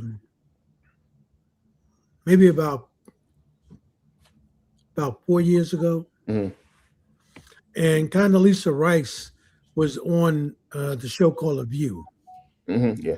And she was talking about the issue with teaching Black history is it is so raw, right? Yeah. And it is horrific if you're telling the truth about what happened to Black people in America. And she said that the problem with that is that if you taught that to white kids, that it would make them feel bad. It would make them feel guilty. And so she disagreed with African-American history being taught in its purest of forms. And so therefore, she didn't think there was a need for Black scholars to be educated on that level, but to be educated around American history. Right. And not so much around Black history. Right. Do you remember when she made that statement? No, but it doesn't surprise me. Mm-hmm. It doesn't surprise me at all, because I think a lot of folks on the right and some people on the left feel the same way. Yeah. But I'll just use a couple of analogies. Like, we've always been told to just forget about it. Right. Never tell the Jewish community. Never tell the Jewish community. Long time ago, get over it. Yeah, get over it. Right? Did we tell the Jewish folks we forget about the Holocaust? They say no, we don't forget. Always remember. Right? Do we tell our Palestinian brother, the Israel, to forget about the infantada? No, we say don't forget that stuff. Right? But for us, the thing is forget about it. So what I tell my students, when I tell my graduate students, is, ever burned your finger on an iron or hot skillet or something when you're a kid, and you remember what that feeling feels like, right? There's a benefit to talking about pain and trauma, because that's how we learn. Exactly. Right? If we don't talk about the bad stuff that went on in our history, how can you ever learn from it? One of my good friends is a woman named Michelle Duster. And Michelle Duster is Ida B. Wells' great granddaughter. Yes. And we had a program one day, and she was talking about one of her latest books. And I think one of the person in the audience said, well, what do you do about all the things that Ida wasn't good at? I think, when most people are writing about their history and their family history, they want to talk about the good stuff. And Michelle said, well, I write about Ida, warts and all, because you learn a lot about this person, even talking about the things they weren't good at. Right? It's a learning experience there. So I think that's just people say, well, we don't talk about it, make white kids feel guilty. Well, they should, Right. because we're supposed to learn from our mistakes. And if you don't want to feel that way, do something different, do better. Right. I'm Donald gonna Trump tell you also, something. Let me Donald just Trump also said that. go ahead, Ed. I'm sorry.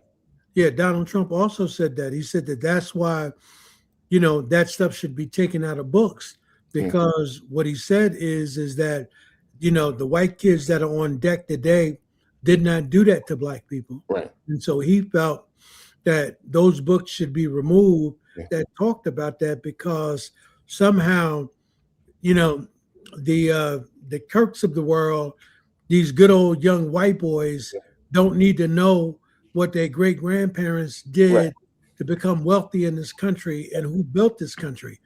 There was a conversation that Mayor Baraka was having on Paul Pierce's show, and he was having this Piers Morgan. I'm sorry. Okay. He was having this conversation, and he was talking about who built America. Right. And the two young white girls who was on there was dumb as a doornail, man. Right? And the mayor was telling them that African Americans, the Chinese built the railroads, and he was giving them the history. And these two white girls who seemed like they were bright about everything else, but when it came down to the history of black folks and the indigenous people of this country, they had absolutely no idea. Yeah. Yeah, I think it's a concerted effort to keep us dumb. Because smart people ask too many questions. So if we keep allowing them to hide the truth from us, then it's easier to control folks. Why do you think slaves wanted to read so much? Right. Slaves wanted to read because they knew the truth was in those books. And when white folks, what Douglas said, when the paraphrase, like when Douglas knew how much his owner's brother did not want him to read, he knew that's when he wanted to read. That's exactly right. Exactly right. But that's also a problem with some black folks, right? Some black folks don't want their children to know that. Yeah. Right. I mean, they'll say, listen, I don't want to talk about that. I don't want you to talk to my children about that. Right. Somehow they think that them not knowing is going to protect them in the real world. Yeah. Right. So when they get around white folks, all they know is American history. Right. No black history whatsoever. They really don't know the American history.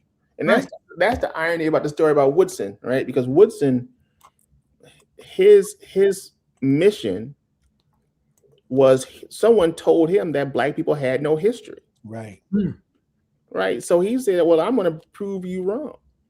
Like he and Du Bois, those are our two of our best and brightest. And they were fighting out there by themselves, trying to correct the wrongs. I teach I know a lot of us know about the souls of black folks, Du Bois's work that a lot of people read. So when I teach that book, my students are like, Dr. Kimble, this book is kind of dense. Why does he write that way? I said, well, it was easy. When he was writing it, he wanted to demonstrate to white people he was the smartest guy in the room, not the smartest black guy. He wanted to be the smartest guy in the room. Right. Right. And that's what he was doing, right? So, I don't know where we've gotten off track about wanting to teach our history, but I have a theory, right? Like I think we're all in the same general age group, right? And when we talk, older than you, brother. Just follow me. I think we're all good. So when I talked to my grandmother about what it was for her when she was 10 years old, she talked about segregation and Jim Crow. She talked about the stuff that her grandparents went through, right? When our children ask us about, like my kids who are 19 and 16, when they ask me about what it is to be a kid, I talk about 1970s, how cool it was. These kids don't have the stories about the struggle anymore, because some of us want to say, I want to put that struggle behind me. There's a benefit to learning about the Depression. There's a benefit about learning about what it was to be in the South in the 1930s and 1940s. because we realize where we don't want to be and just how far we come from. Right. And when you know where we come from, that's a sense of pride. That's right. Right. You know, we came from nothing. We took the leftovers of the pig, right, and made a delicacy of with it. You know what I mean? This is what we've had, and look at where we come from. Look what we got. And I think there's something that goes on in the spirit and the consciousness of, you know, Black folk now, is that we bought into hyper capitalism. I want to be all this other stuff and forget all the stuff we didn't have, you know. Let me ask you too. I mean, that and, you know, most Black folks want to matriculate into popular culture. Yeah. Right. Yep. You know, so they don't want to be the Black person in the room. You know, like Mayor Barack was the other night on Piers Morgan. You say something about Black people, and the mayor was, you know, they were saying some crazy stuff. Mm-hmm. So the mayor, you know, he was talking underneath his breath. Yeah. You know, and you know, and at some point they just had to say, "What'd you say?" And he was like, "That's crazy." Yeah. You know, but there are Black folks, and I'm talking about your age, my brother. Yep. Who got children who are 20 years old, who are, you know, 15, 16, you know, will tell you, don't talk to my kids about that stuff. Yep. Yep. Don't give them no books about Black power. Yeah. Don't give them no books about Frederick Douglass. Right. I mean, this is realistic. This is real language. This is what's really happening. Yeah, it is. You know, I had my son. He was having some disciplinary problems. You know, it's just two of us at home. It's just that, you know, single dad. He had, you know, one kid in college, one still in high school, and we were butting heads. So, you know, I didn't want to punish him anymore. I said, "Hey, man, so look, I wanted myself. I grabbed the autobiography of Malcolm X and tossed that and said, go read this." You know, because I refuse to be that person to let my young Black boy, my young Black young man out into the world not knowing. You ain't gonna lose him. That's right. You ain't gonna lose him. And my daughter, you know, proudly enough, my daughter is in school to be a high school history teacher, and she has a minor in African American studies. She's gonna be awesome. We look forward to that. Yeah. So I'm very proud of it. Austin has come. Jonathan. Hey. Oh, and Madam Councilwoman has come. Oh, okay. Yeah, she. And the party's over here. So let me ask. Hi, Dr. Kimble. How are you? I'm doing well, sister. How are you? I'm good. How's Chicago? You warm enough? Yeah, you know, I'm in DC right now. So okay. Yeah, I left with a pea coat on and got here with a jacket on. So I think it should be all right when I get back. They said something about around the 60s. So, but you know, in Chicago, it's 35 degrees is a heat wave. We're outside barbecue. You left Chicago before you got to, they had the services for Dr. Jackson in Chicago, or then where they at now? So they were in Chicago. I was actually talking. I was in a meeting today with a buddy of mine, John Adams, used to be the CFO there. So he knows Rev very well. So they doing some stuff last weekend, but they got some other stuff next week. I'm going to try to catch that. I was just running around crazy last week. So incredible. Well, I heard you guys talking about freedom schools, and I'm catching up. And Dr. Kimble, are you keeping up with the Obama, the museum, and how's that coming along? Yeah, I am. I actually drive past it every day or every other day when I'm going to work. You know, not too far from my house. Yeah. Okay. And so, which is the grand openings coming? It is. They were talking. So, a colleague of mine, Kimble Phillips, is the executive director. So I talk to her quite often. And my mother was saying, "Oh, give me some tickets for the place." I said, "Mom, I'm not gonna ask somebody for tickets. I probably will anyway, but it's my mom. I can't say no if I know people, you know." But you're gonna have to get tickets for the mom, right? I gotta get tickets for mom, you know, because have her poke her chest out. Look what my son got for me. Did they take Michelle's family home that they grew up and make that part of the museum? I don't know. I never heard about that either, because I know it's quite a way away. Okay. Yeah. So one of the things I wanted. Oh, I was going to say one of the things I wanted to ask you about was about Black History. It's Black History Month. Mm-hmm. It's the end of Black History Month, right? And the way that we've been teaching Black history often is about biographies. You learn about Martin Luther King. You learn Right. about Malcolm X. You learn Right. about Harriet Tubman. You learn about biographies. Right. Right? Do you think that we need to shift to talking about not just biographies but strategies, because each of those biographies has strategies, right? Yeah. What struck me with having conversations with various scholars is that the strategies are always wrapped up in how those individuals function, because they didn't function as individuals, Right. they functioned as part of communities. Right. And maybe the way that we're teaching Black history, there's a flaw in it, and that we're teaching it like an individualistic hero thing, That's Yeah. very as much. opposed to it is about learning strategies about, like, the history of our people is the history of freedom fighting. Right. Mhm. Jonathan, let me And, add to and your the strategies for that. Let me add to your question, Jonathan, because one of my favorite books, and little brother, I want you to appreciate this. Vincent Harding's There Is a River. Yes. Mhm. Right? So go ahead now. You go ahead and respond, Brother Kim. We want to hear you on this one. It's great. So I think you're right, but I think that there's a age appropriateness in introduction of history. I think biography has a place for younger people, right? But I think that we should and can build on understanding the depths of just what these folks were going through in the strategy they used to achieve their goals. So I think we have to do really both of those things at the same time. Mhm. You know, because I don't think that, and this is the criticism that the right has on what they you know, the demon, the boogeyman under the bed, DEI, right? Critical race theory. That's all over the place, right? And I think that's one of the things we have to be very careful of, is how do we introduce these topics to brains who are still forming. I think as kids get into, later years of high school, into, post-secondary school, right? I think that's the way we can start introducing more of these things about resistance and collective action. And, and also one of the dangerous things, we still have these white folks still fighting the Cold War. And then when we started thinking about how Black people operated as a collective, that seems very much like socialism and communism in them, right? And that's another thing I think kicks off their animosity and fear about what we're learning. So I think we should be doing both, brother, at the same time. But I think, But in a more, like, how do you teach Martin Luther King without teaching civil disobedience? How do you teach Malcolm X without teaching Black empowerment or Black aesthetics, right? Yeah. Like, it seems like if we teach the biography without teaching the strategy, then because there's no, if you're a young kid, you can learn civil disobedience, right? Right.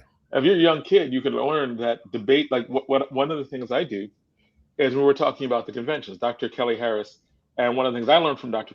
Harris is the way in which conventions have shaped the African American experience since the beginning, right? Like, we were having conventions about how to end slavery, which means that the model of debate and discussion is rooted in African American history. Right. Like, we debate and discuss and then come up with plans of actions. These conventions are part of our history, but they're also strategy. Right.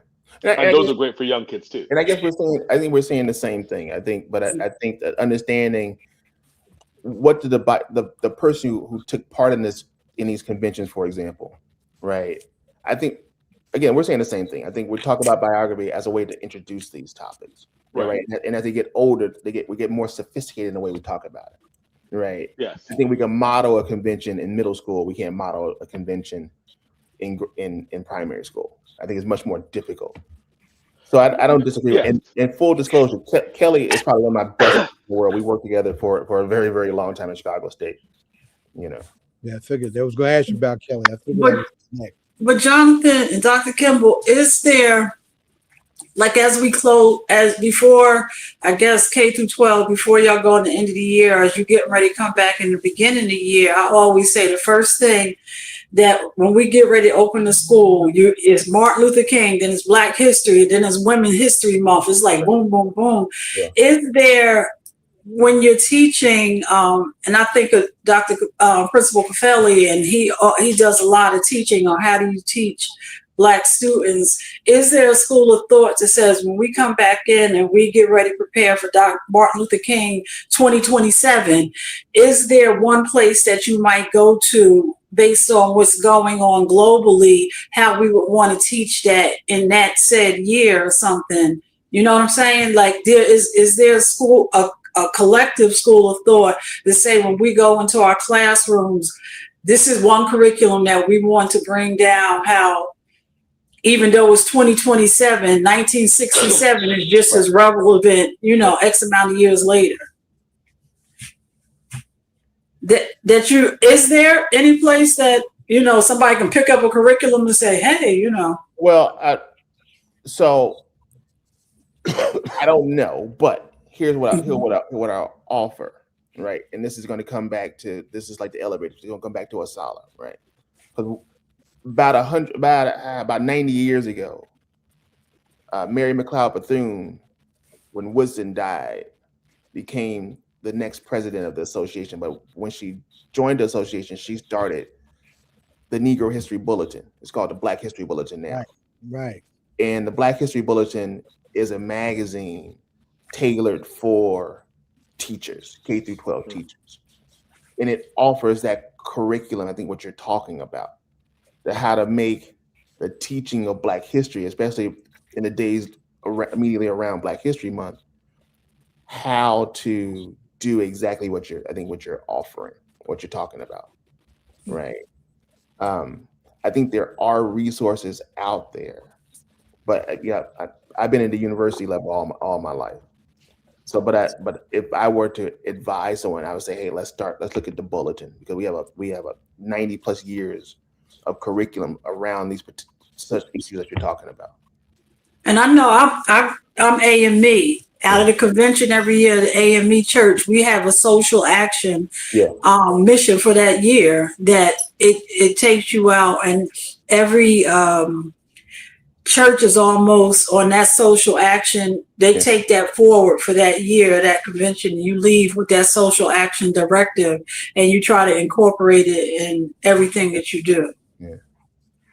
I was going to say it's interesting because I think that the more that we see what's going on now and what goes on every 20 years, like there, or every 10 years, or like there's always threats to our lives and our freedom. And it's the same threat, but different threat because it looks different. And it's modeled different. There are different technologies that are used for it, right? People say we go from slavery to Jim Crow to the prison industrial complex. These things are all the ways in which white supremacy works on us. And we get it in different forms. We know, like, when they were talking about mass detention and using private prisons for immigration, we all knew that this was an attack on us too. Like, we knew that they will find some way to include us, even if they do a little bait and switch and make some people feel a little comfortable, like, oh, you're going after Latinos first, right?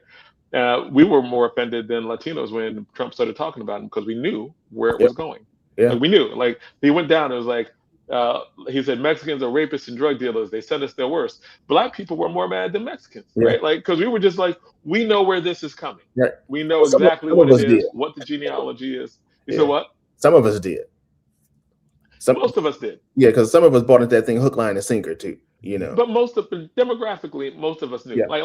Like more than any other demographic group. We're talking about like over 80%.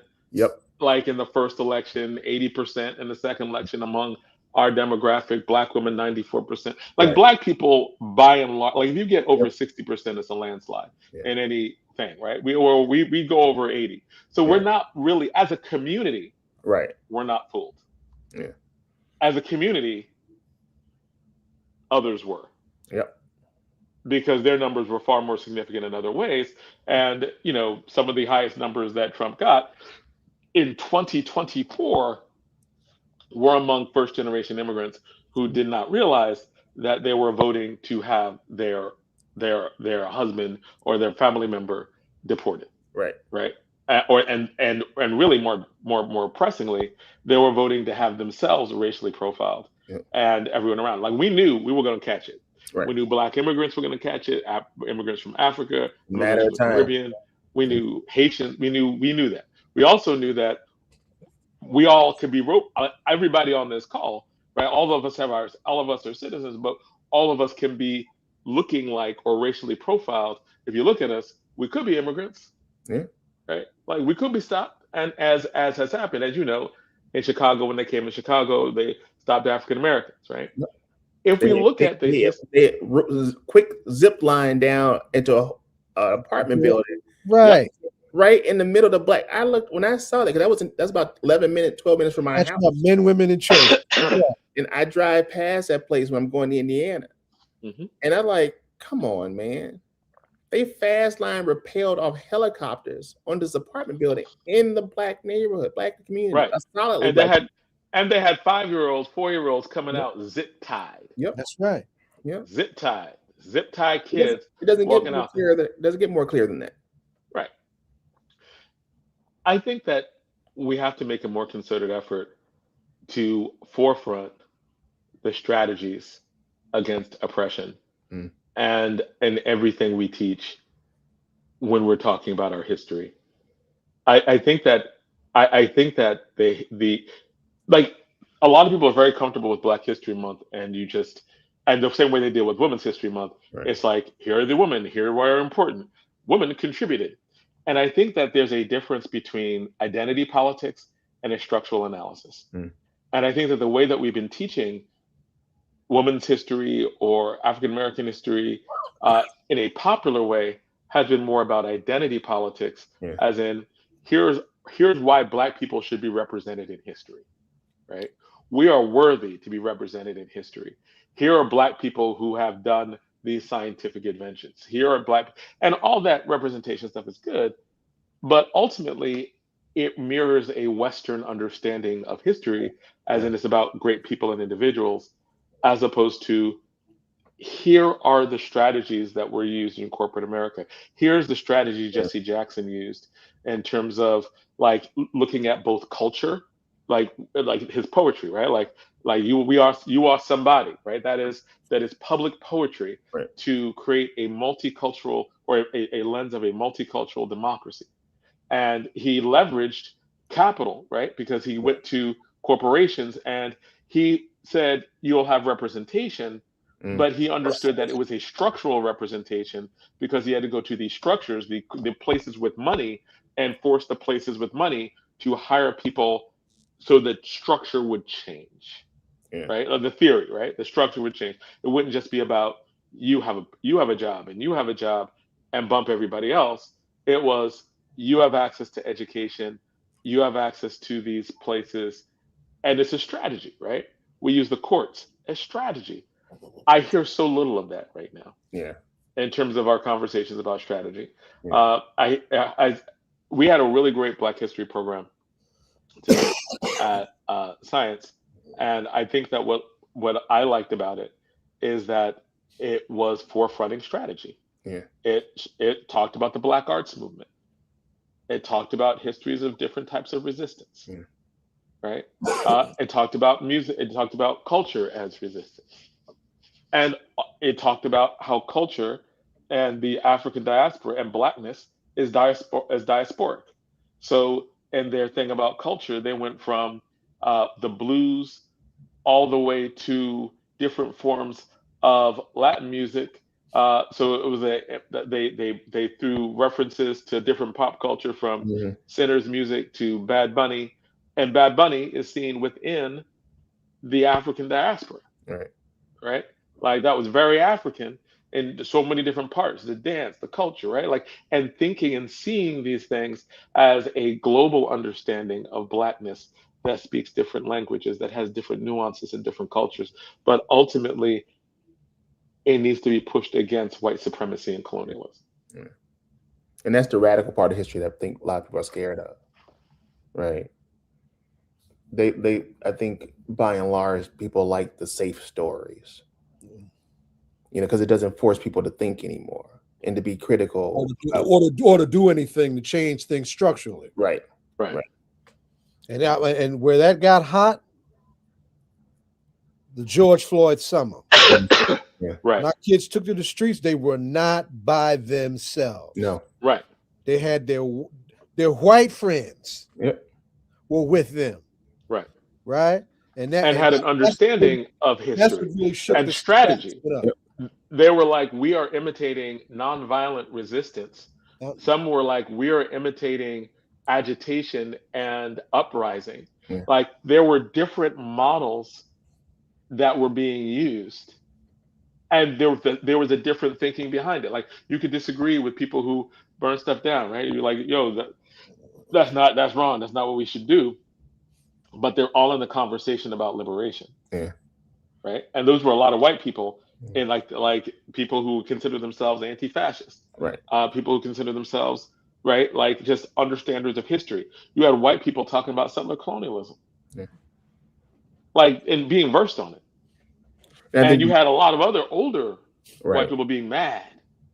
Like that's crazy. How could you use the theory of settler colonialism to talk about what's going on in urban areas, or the connection between what's going on, what happened in Ferguson and what happened in Israel, and how military weapons and techniques are exported, right? Like those things, like when they're actually finding, when they're actually finding that these things are actually connected in terms of various forms of militarism, right? Like all of those things, white kids were up on. And I think one of the places they get information from, it wasn't ironic that all of a sudden people turned on, they want to sell Twitter and they want to ban TikTok, because that's where these kids are communicating. Yeah. Sell it so that it could be owned within the United States by billionaires who will program people so that what they will actually have is things that are controlled by billionaires, because ultimately, as some of my students are trying to argue, I'm a debate coach, and my students, it seems like one of the things that they are arguing at various times is they want to kill you physically, and they want to program you so you don't know how to resist. Yeah. I think your students are very wise. They got a great teacher. This guy, modest. He's a great teacher. Yeah. He's a great teacher. We're very proud of him. Let me ask you just one last question before we go. You're in Chicago. Yep. Chicago was home of the largest chapter of the Black Panther Party, and this is our 60th anniversary. Are you in touch with the work that Leela Wills has done to landmark the trail of the Illinois chapter of the Black Panther Party? So Leela and we talk mostly on Facebook. I haven't had the opportunity to meet her, but I really love her work, and I have been keeping up with what she's doing. And I think, I think those who are familiar with the story knows between her and Chairman Fred Jr. I think that's a family squabble that shouldn't be out in public. But I'm very familiar with what Leela is doing. I think she's doing a fantastic job. I've been following her on social media for at least. And she's not Dr. Leela Wills. She's a great example, somebody who doesn't have advanced credentials, who understood how to practically do the work and really make something happen. I'm very proud of Leela. Yeah, she's the Black Panther Party. She was a prize cub. When I go to Detroit and Chicago, the elders surround me. We with Leela. She's good. She does some really good work. I really admire the stuff she's doing. Yeah. Dr. Kimble, is this your first time here? Yes. I don't think so. Is it? You were here in 2023. That's what I thought. Okay. Okay. Well, as we finish this session up, I would like to know, you remember the most important question that we asked. And as a reminder, this is a hip hop political show. Right. So when you're doing the work, whether you're going into the classroom or community, is there a hip hop artist, individual, or group that you listen to keep you inspired, that keeps you inspired? So on my playlist, look, my girlfriend in the other room, she's probably listening. So I gotta put Jay on there. But for me, I'm a Public Enemy fan. Look, I got so much trouble on my mind. Refuse to lose. My political education came in 1987 when I first heard "It Takes a Nation of Millions to Hold Us Back." I like, wow, this like blew my mind right there. But I like that stuff. But and truth be told, though, I got a 19-year-old kid at home, so I got some Lil Durk, I got some King Von, I got some shit like that on my playlist. So I'm very eclectic, man. I listen to like a lot of things, but I still say, rightly or wrongly, Man needs to be on the medication. Kanye West. All Kanye West. all right, I got one more. Are you taking sides on this T.I. 50 Cent? I would, you know what? I wouldn't go after 50 for anybody's money. That's going after 50 is like trying to get a rap battle with Eminem. I'm not doing that. That's a losing proposition. You know, because 50 is petty, and I'm petty Pendergrass, but 50 is petty, and I would not take that man on for anything. I don't think T.I. is ready for him. No, Okay. I think T.I. is ready for him lyrically. Yeah, I think because he tore like T.I. draked him. Yeah, and he's either gonna have to have answers or not. yeah. And if Drake went, I'm gonna get a lawyer, right? Like, Yeah, I think that's so anti-hip hop. It's like right, but I think that's the critique of 50, right? Yeah. Like, if he doesn't answer in hip hop, if he tries to answer by flexing his muscle, yeah, like part of the criticism is kick a man when he's down. Yeah, that's not what are you doing, right? Like, and called him a snitch. He said he worked for the feds. yeah. Like, yo, like if he got, and it seems like he got receipts. Yeah. For this. Yeah. And so, like, the reason why you treat women like that is because you had no love from your mom. Like, yo. Well, you know what, Dr. Jonathan, Dr. Khalfani's in the back. I don't know, Dr. Kimble, do you know Dr. Khalfani? I don't. Okay, you're both professors of Africana studies, and are y'all putting a curriculum around this? First, you got well, I'm sure there's been more rap battles, but more recently there was Kendrick and Drake. Now in the battle, sister, that was a slaughter. That was a slaughter. Okay, but give it to Drake though. Here's what I will say about Drake. Drake is not scared to fight. Yeah, and he got one win. Yeah. But when he went against Pusha T, he got slaughtered. When he went against Common, he got slaughtered. Yeah. But and he went against Meek Mill and beat the living crap out of Meek Mill. Yeah. Like he owned Meek Mill. So I'm just saying, like, I give it to Drake because he's not scared to get into a fight, even though he got slaughtered. He didn't get slaughtered at first. Yeah. Remember, he made his album, and everybody was waiting for Kendrick to come out. Right. I was wondering what Kendrick was going to come out with. Because Drake was hitting everybody, like everybody was trying to jump him, and he was push-ups, right? Like he was getting it, right? He was winning. Yeah. He was winning until he wasn't. I want to say one last thing about the rap battle. Mm-hmm. The best one ever. That, and I would go into my grave saying, "Oh, Ice Cube." Ice Cube ended the career of 4 dudes with one song. All right. Well, y'all have to, Dr. Kimble. Even though he did that line, I'll never have dinner with the president. And that didn't age well. That didn't age well. Not at all, no. Well, Dr. Khalfani is at Essex County, and Dr. Khalfani, Dr. Kimble's at University of Chicago? Chicago State. So y'all have to connect. But Chicago's my birthplace. Oh, really? Where'd you go to high school, man? How long were you there for? 2 years. I grew up in LA. Where'd your people live? Well, we was in Cook County, so we right in the heart. Oh yeah, see, I'm a Southside kid all day. You know what I mean? So look at that. Well, what I would say to both of y'all is that this I don't want to.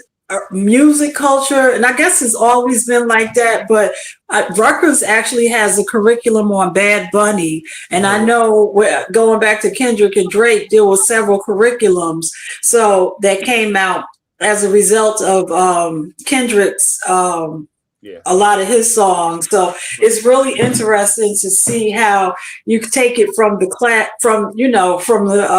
from the studio to the classroom. Yeah, well, we started. We used to have Hip Hop Education Week here. I don't know if y'all remember that. For years, we ran a Hip Hop Education Week program and incorporated folks internationally, domestically, and even the 24 Hours of Peace actually started in our conference room right here. So 24 Hours of Peace started right here at Essex County College. Now I wasn't the impetus of it, but we facilitated. They could, in the beginning, there was no space for it, everything. We did all the planning for like almost a year here in the Africana Institute. and really pushed everything forward, and it grew and did what it's doing. So now, but it's huge now in comparison to the way it started. Yeah. Hey, people, I'm gonna have to check off here because I got to DC last night about midnight. I haven't eaten since lunchtime. So Go do your thing. Go do your Well, thing. you want a good place to eat. Go get you a good rest. There's some good places to eat down there. So all right, enjoy. Very much. All right, good meeting you, brother. This was awesome, man. I hope I get invited back. I love this. I You're- definitely follow Well, I you. want to invite Anytime you you back want more to come often. back, you come on. Yeah, we're going to Amen. invite you back more often. We need our academics. We need y'all to come on more often. We need to have these, especially now. We need the analysis. Yeah. Right. We need the analysis because we need the blueprints, and we need to make sure that everybody knows what this is. Like when we're talking about mutual aid, when we talk about like all the things that are necessary in order to live in this time that got real fast for the rest of the country, even though it's been real for us. Yeah. Like, right. But you guys got my information, got my phone number. And to both of y'all, we need a Gary convention on every corner, in every college. So we got to keep, like Jonathan said, we got to keep this going. Hey, brother, I'm down. I'm down for that. Oh, okay. Well, go eat, and we'll make sure we'll bring you back, and we'll do a panel with both of you. You bet. All right, take it easy, guys. Thank you. Happy Black History. Thank you. All right. Good show. Good segment. All right, look who's Welcome. back. What's up? Glad to be here. How y'all doing? Good, beloved. Good. Better to have you back. Yes, sir. Before you get started, I'm like, what's going on in West Orange? Every time you on the Sherry Shepherd show, you got a group of students step in. What's going on in West Orange? They are just Yeah. Well, they my daughter was out in that most recent protest, and you had some parents out there acting a fool. I don't know if there was parents or not, but people out there, grown folks acting a fool, calling the young folks out their name and all kinds of stuff. Whoa. In all kinds of ways, because they were just offended. And then online, they've been ridiculous, saying, since when does walking out of school have anything to do with the First Amendment? And, just craziness. Because they don't have better to do. I know that you're here to talk about the conference stuff that you're doing, but this West Orange thing, I had no idea. What's going on in West Orange? Like what the students are walking out, what are they walking out for? Oh yeah, so the students walked out the other day, I think it was last week Friday. And they were this is an ongoing protest for them. They're always, this is one group of young folks who've been on point. So previously they walked out for Palestine. This time it was about immigration, I believe it was. And ICE, it was about ICE. So they are on point and making sure that their voices are heard.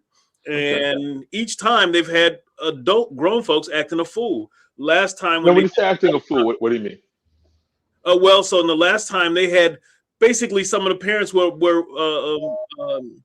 what's a good way to put it? That the parents were coming to the school and coming in the building, and they had, and then they had to have the police come and all kinds of stuff because they were affronted by the students marching on behalf of Palestine. And so, you had some Jewish and other folks who didn't like that, and that's how they responded. But when you say responded, like, I mean, I could see people going to the school and it's like they might be scared for safety because they're and a lot of times whenever there's a protest, there's been a lot of violence or potential violence or epithets against certain kids, Jewish kids. I mean, I can understand. No, this was violence not against Jewish folks. This was violence against other folks who was there protesting about what Israel was doing. So it wasn't against Jewish folks. This has been the negative energy has been towards other folks. Right, but what I'm saying is that, like, when you say acting a fool, are you saying like they were literally doing physical things to hurt and intimidate kids, or definitely intimidating? You know, and like what some of the young folks said, it was, you know, the kids were marching, driving down the street. They were yelling out stuff. But I applaud the school. They had their public safety folks there. They had the West Orange PD marching with the kids. So the kids had support from the school, because I got a note from the school saying my daughter missed the last period, and I'm like, okay, well, why'd you miss? And she didn't tell me in advance that she does. So I told her, I said, whenever you go march, I said, let me know ahead of time. I got your back, but you got to let me know, because you know how these people can act sometimes.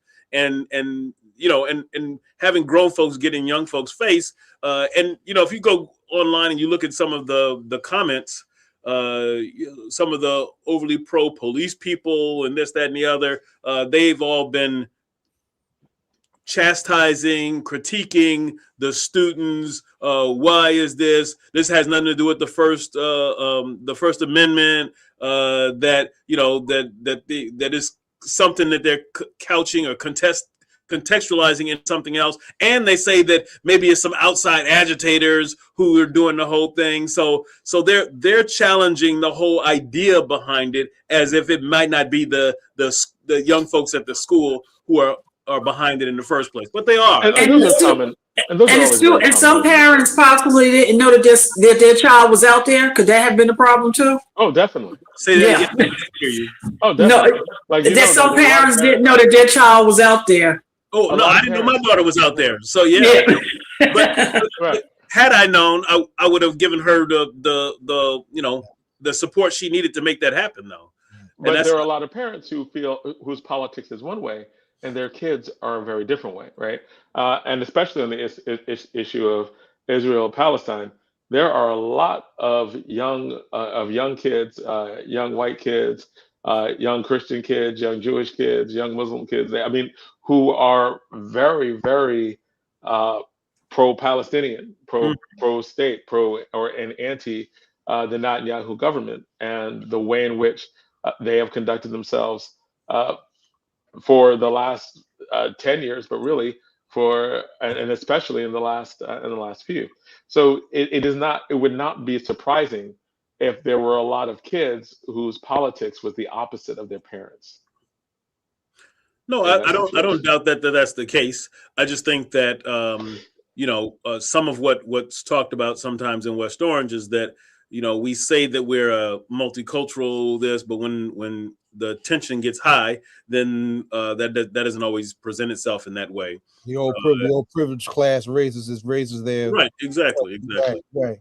But one thing that's interesting in that situation is that because they could have gone left in a very different way, right? Like if the school board hadn't acted, and the principal and the schools and even the police, it seems like in West Orange, they were all on the same page of protecting kids. Like when you were saying that adults were acting a fool, I was thinking that it was the adults with power and the guns and this is bystander. This is bystander stuff. Yeah. So I think it's important to note that distinction, because these kids, by and large, as you're describing it, it seems like they are by and large protected. Where is a difference, because like the Columbia University students are not protected, right? Like so in one hand, in South Orange, Columbia High School students might be protected, but Columbia University students are not, right? And I think it's important to understand the way institutions work in that. So you have a few people who are just mad, but they're not controlling the apparatus of the police. They're not controlling the apparatus of the schools.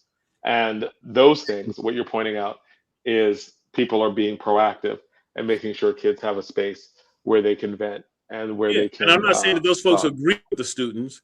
I'm just saying that they are allowing them in a protected way.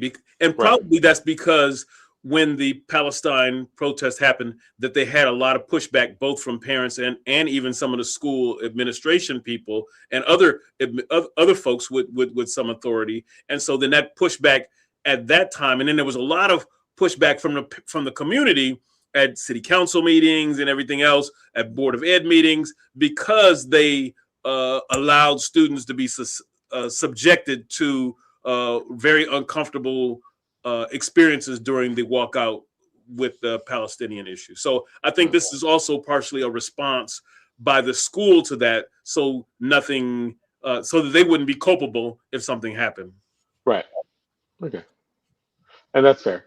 So that's but you're here actually for a conference. Well, hold up. Since y'all on this, he's got his daughter up in this. We need to have a conversation about how we can get his daughter and their crew on the show to talk about their protest themselves. Oh, absolutely. Yeah. I'm sure that they would be open to that. Maybe, I don't know if her or not, but maybe I might be able to get her. I can get her to get her people to do that. So yeah, we can let's not, it won't happen today clearly, but something in the future. That's right. Yeah, when we do that though, we of course every time we And we're right on Women's History. Their parents would be on with them, or they would have to sign some media release, and it always gets a little more complicated when you have kids. But that's something we work out. Well, if my Dr. daughter, we're right on Women's History Month. So if you want to have, the ladies represent, that would be, the young women, that would be nice, since we're right, next Friday, we'll walk right on upon Women's History Month. So. Okay. I'll talk to her tonight. All right, so I'm sorry about that. I just know West Orange is doing a lot going on. That's right. That's the vibration, and we needed to lean into that. That's great. Yeah. If you see me, talking against protests, I'm done. Now, y'all need to put me in the oven and then just turn the heat all the way up and throw me out the window. Now, I know that one of the things that because we don't want to use up all of our time, right? Because we only got 15 minutes left. We want to make sure that we get what we came here for. You have a conference on a symposium on traditional African religion. Right, traditional African spirituality. Yes, sir. Okay. Yes, I just put the link in the chat so people can you can share that with folks. Yeah. Okay. And flyer on blast. It won't let me post the flyer in there for some reason, but I just think that this is a great way for us to really. Dr. Khalfani, send me the flyer to my phone and I'll get it for the page. Okay, cool. Okay. I think that it's very cool. My brother is doing an app on IFA, and where people can find that information, etc. Yeah, so I'll share the app with you, and he'd love to get your feedback on it. Okay, yeah. There's a couple of apps out on IFA now, and that would be great. We need more of them. The more we can get on a diversity of African spiritual systems, the better, as far as I'm concerned. Right. All right. EONA. Here we go. All right, Donna. I just sent it. It didn't go. Let me try again. So tell us about. So the conference is. This is the 8th annual. We've been doing this for 8 years now, and this is part of the Africana Institute's 25th anniversary. We're celebrating 25 years of the Africana Institute at Essex County College. So I've been the director for 20 of those 25 years, providing services and thinking, deep thinking, and conferences like this, and symposia, trips to the continent and elsewhere. So all of these things are things we've been doing for 25 years, because the director before me was Dr. Gunther. And so now, he was the director for 5 years, and I've been the director for 25. Yeah, I was going to say that. So it's only been you and Dr. Gunther. Wow. Yeah. And I was looking the other day. I was putting together a proposal the other day, and I was looking. There's only a handful of us who've been directors of Africana Studies or African Studies, Black Studies centers as long as I have. That the only people longer than me are Malefe Asante, Dr. J, and Malana Karenga, and maybe there might be one or two others, but I couldn't find any others in my search. So if anybody finds anything else, I'd be interested to know. but there's just a handful of us that have been around. I didn't really even know that I've been here for 20 years and thinking about it in that kind of context. So it's it's been glorious as far as I'm concerned. You know, we've had. How long was Dr. Price at Rutgers? I don't know, but it's an kind of center anyway, though. That was something very different. Yeah, he had. It was the Africana Studies. Okay.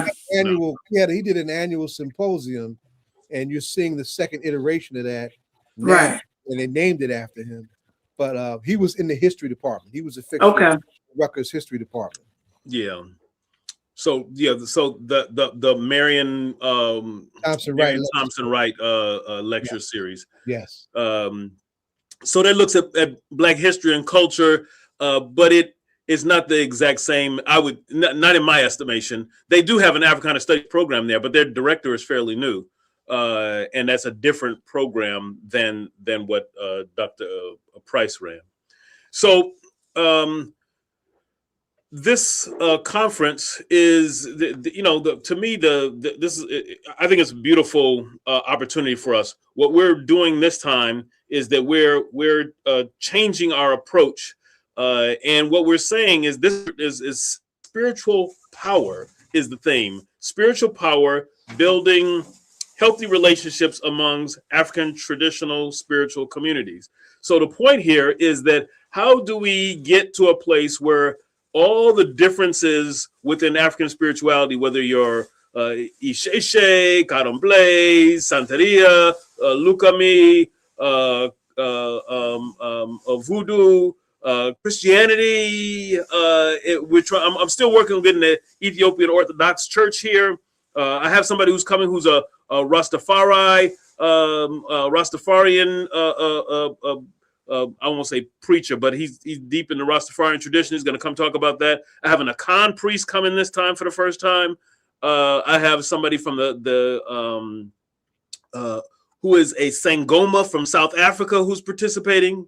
I have folks from Brazil who are participating, from Burkina Faso who are participating, and then I have somebody from who else do I have? From the what is they're from the Senegalese and spiritual tradition. So, we're coming in deep, and we're going to, and I have a whole session I have who are people who are young priests.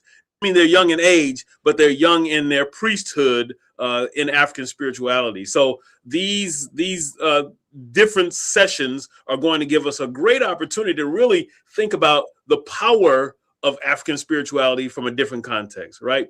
What is it that we bring together, and how can we hope to bridge that gap in such a way that we create space for more brothers and sisters to be not only part of the tradition, but also not in conflict or in competition. Because one of the challenges we have is that a lot of times we end up in competition.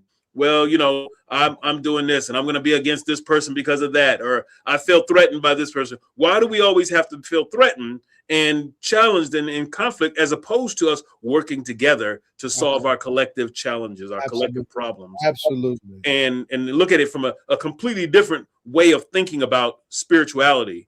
It's like even in Christianity, you have all the different Christian folks who sometimes end up being against each other and in competition. But in reality, let's not be. When I went to Ethiopia last year, I came back with this and said, well, even if y'all gonna be in Ethiopia, let's talk about the African ways of looking at spirituality and see that the imagery is not just European in orientation, but they have African representations of the things that you look at, and that a lot of those predate those Eurocentric ideas about it in Christianity. So, we got to have a different mentality and approach to what we're doing. Let me tell you something. This, and I'm sure you sound like you got your lineup all full already. But I heard you want to lift up, you're just lifting up the Egyptian Orthodox tradition. And, of course, my Baba Tony Menelik Vandermeer, right, was mentored by the great Queen Mother Moore, who was Ethiopian Orthodox Christian who would later become a Babylon Ifa. This is a great story, right? Yeah. Sounds like it. And I put in your ear, the great devotee Desire. So moving forward, we got some ideas we'd like to share. She was actually at, I believe, the first or the second one. She's been here. So. I thought so. I just couldn't remember. Yeah, because she, James Small. He's going to be there. And Devotee were the ones that really started helping me process in a practical way what that looks like. I mean, because we can use our spiritual systems to analyze and appreciate our reality, particularly our ancestors, in moving forward, right? I've always wanted to do, for example, a piece on Dr. King in Oshun. I mean, his whole connection with how he approached, his whole life developing that philosophy and being so spiritually grounded in it. What are its African dimensions and characteristics? Right. You know what I'm saying? Right. And we can go on. I'm just using that as an example, right? About how we can, there's Jonathan at the end of our last segment was talking about how we teach our history, that we tend to teach it biographically centered as opposed to being teaching it strategically centered, right? There's a place for teaching our history through this particular lens, right? That allows us to do both, in my modest generals. I just wanted to just drop that in there just to emphasize the value of what you're doing. Now, you want to lift up who's coming? You mentioned folks coming from where, but yes. I have a sheet up just to do that. Let me go back. You said somebody from Burkina Faso? Not coming, but they're gonna. So we're doing. Virtual. We're doing a hybrid. We've decided that works well for us because we have folks who want to participate from lots of different places. So we have somebody from Nigeria. This brother, I don't know if you've seen his stuff. His name is Tayo Bello, and he does the Wasir Wasiri thing. If you've seen his stuff on Instagram or wherever else, he does a great job providing historical insight to particularly to Yoruba history and culture, and spends a lot of time talking about the spiritual side of things. And then we have a brother from Togo who is going to be here, because folks from the continent can't really travel to the States. Do you know that the imposition that they have right now for folks coming from the continent? That's real stuff. First of all, the visa is almost $500. And then from many of those African countries, they have to make a bond between $5,000 to $15,000 before they can travel, which is crazy. Yeah. Right. So the possibility of some of those folks coming is slim to nil at this point. Yeah. You got some real money to take care of all of that. Well, because you can't assume that necessarily you're going to get your money back. That is one of the problems. Right. Okay. So let me finish running this. So then, brother Sedimoni from Lomé, Togo. He's got a session he's going to do for us. And then we have the brother from Burkina Faso is Kawanda Sabiu, and he's done some stuff for us before, and he's a founder of an organization there and doing a lot of good community work, and he's a scholar doing research as well. So he's been ongoing back and forth. So I'm in regular communication with him about the work that he's doing. And then we have Sister Nomsa Hawker. She came on before. She's a Sangoma from South Africa. And she did a beautiful session last time, and she's coming on again to do another session with us. And then we have a young brother who is, his name is Jelani, and he's part of the Senegalese tradition. And so he's gonna help us to understand what that is, how it plays itself out. And I'm putting him on a panel with some other folks. One with the brother from the Khan tradition. Now he's an older brother, but he's like 3 years in as a Komfo. And so they're going to be on a session together. And then I have brother Anton, who is used to live here in Jersey, but he lives down south now, and he's a recent initiate to IFA. And so, you know, I'm gonna put the three of them together so they can talk about Survival Anton. Anton Linder. Oh no, that's our former city attorney for the city of Orange. Yeah, he's right. He's an attorney. Yeah. Yes. And what's Anton going to be doing? Talking about Yoruba. Okay, all right. Yeah. Oh. And then we got Nasut Bidi Sanku Kepper. He's coming from the Temple of Anu. He's going to be doing something for us. And I already mentioned that Baba James Small is going to be here. He's doing a session, and then Ifa Kunle, Chief Oluwa Ifa Kunle Adetutu, he's coming, and he's going to be doing a great say. He's part of the bread and butter of what the Africana Institute has for the African spirituality thing. Is, you know, this is our joint baby. You know what I'm saying? So he's you know, he did a great thing last. He wrote a book on bliss, it was called. And so his whole thing was about how do we spend so much time on trauma. Let's spend some time on joy. Yeah. So he wrote this book trying to get us to think outside the box and think about us in a blissful way. And I think that was a beautiful addition. So he's coming back, and this time he's talking about, let me pull up where's his thing? It's number 2.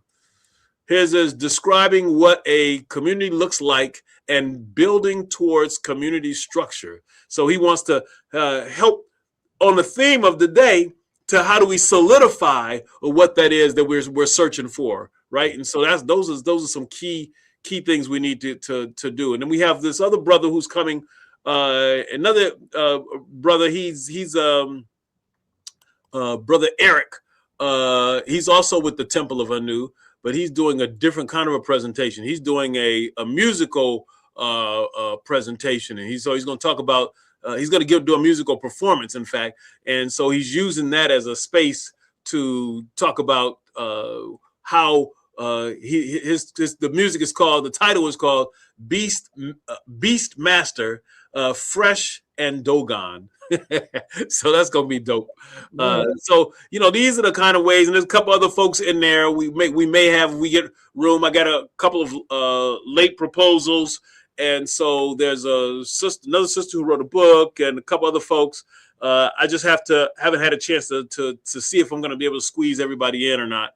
If not, we got room to do stuff for next year. We got a lot of room for teeth.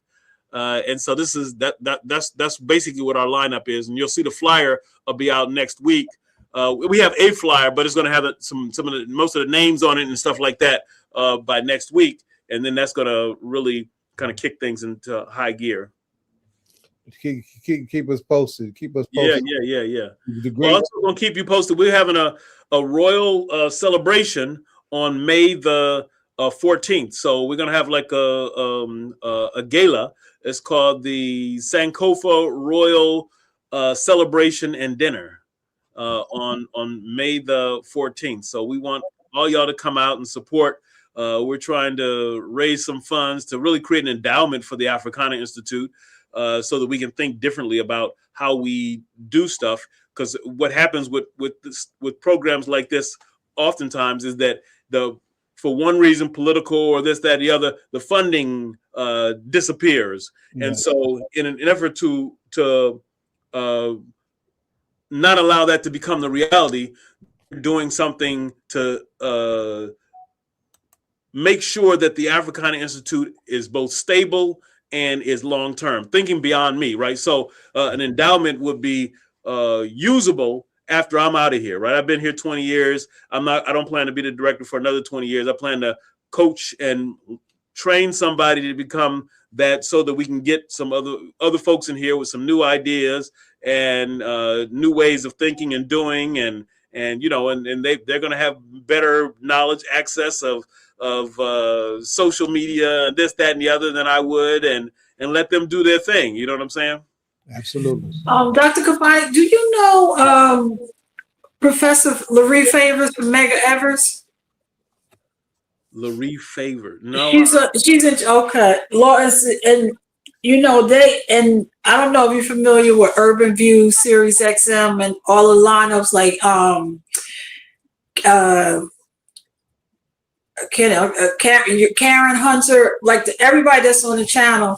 Well, Larry, because when you said Sankofa, they've been, in light of how things are dynamically changing, and created Sankofa circles is the term she used, and more intimate, but it's also a bigger thought in terms of what you were saying, endowment, like a whole school of like freedom schools, so that places where we can go that will be, like, as you said, beyond us right here, and that what we're teaching, and it's actually getting back to, how we used to tell each other more than we did the more current form of communicating, how we would get in, intimate circles and talk, and that information would be passed on and everything. But they were also talking about using some of the resources that were more successful to us. And Zaid and they were talking briefly about it, like freedom schools and things like that, things that we have to do to build up our community and sustain. And when you said Sankofa, it just made me think about that, because it was the way of how she was talking about getting back to how we can discuss some of our strategies of sustainability more intimately. Mm-hmm. No, we definitely, to me, Sankofa is the key, right? Is that we've got to contextualize that base, that if we know, we've got to know where we've been to figure out where we're going, then that changes our dynamics about how we do what we do. And I think when we rethink our stuff, then we incorporate that history into it. But I think sometimes we fail in that we let that be we get stuck in history sometimes. So for me, as a sociologist, sometimes people think I'm a historian because I use a lot of history, but I'm a sociologist, right? A Pan-African. Okay. And so I used history to contextualize and to build on the things and the pathways that we need to be headed down. So I'm using an analytical mind with history to do so. So I may not have all the names and dates for everybody, but I know a whole bunch about historical facts that can connect in ways that in things that we haven't thought, because we haven't seen the obvious underpinnings of what's going on, and we think that history, that maybe that historical fact that we found is the pathway, when it might be just a pathway, or it may have been a trick, and we need to look at a new pathway. Okay, there we go.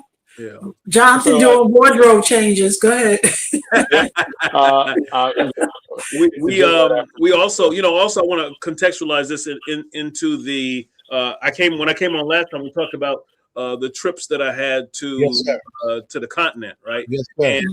And just as an update there, on Saturday, I think it was the 14th of February. I think was it the 14th? Was the Saturday was the 14th? 14th was on the Saturday. Okay, so then Sunday must have been the 15th then. So on Sunday, the 15th of February, the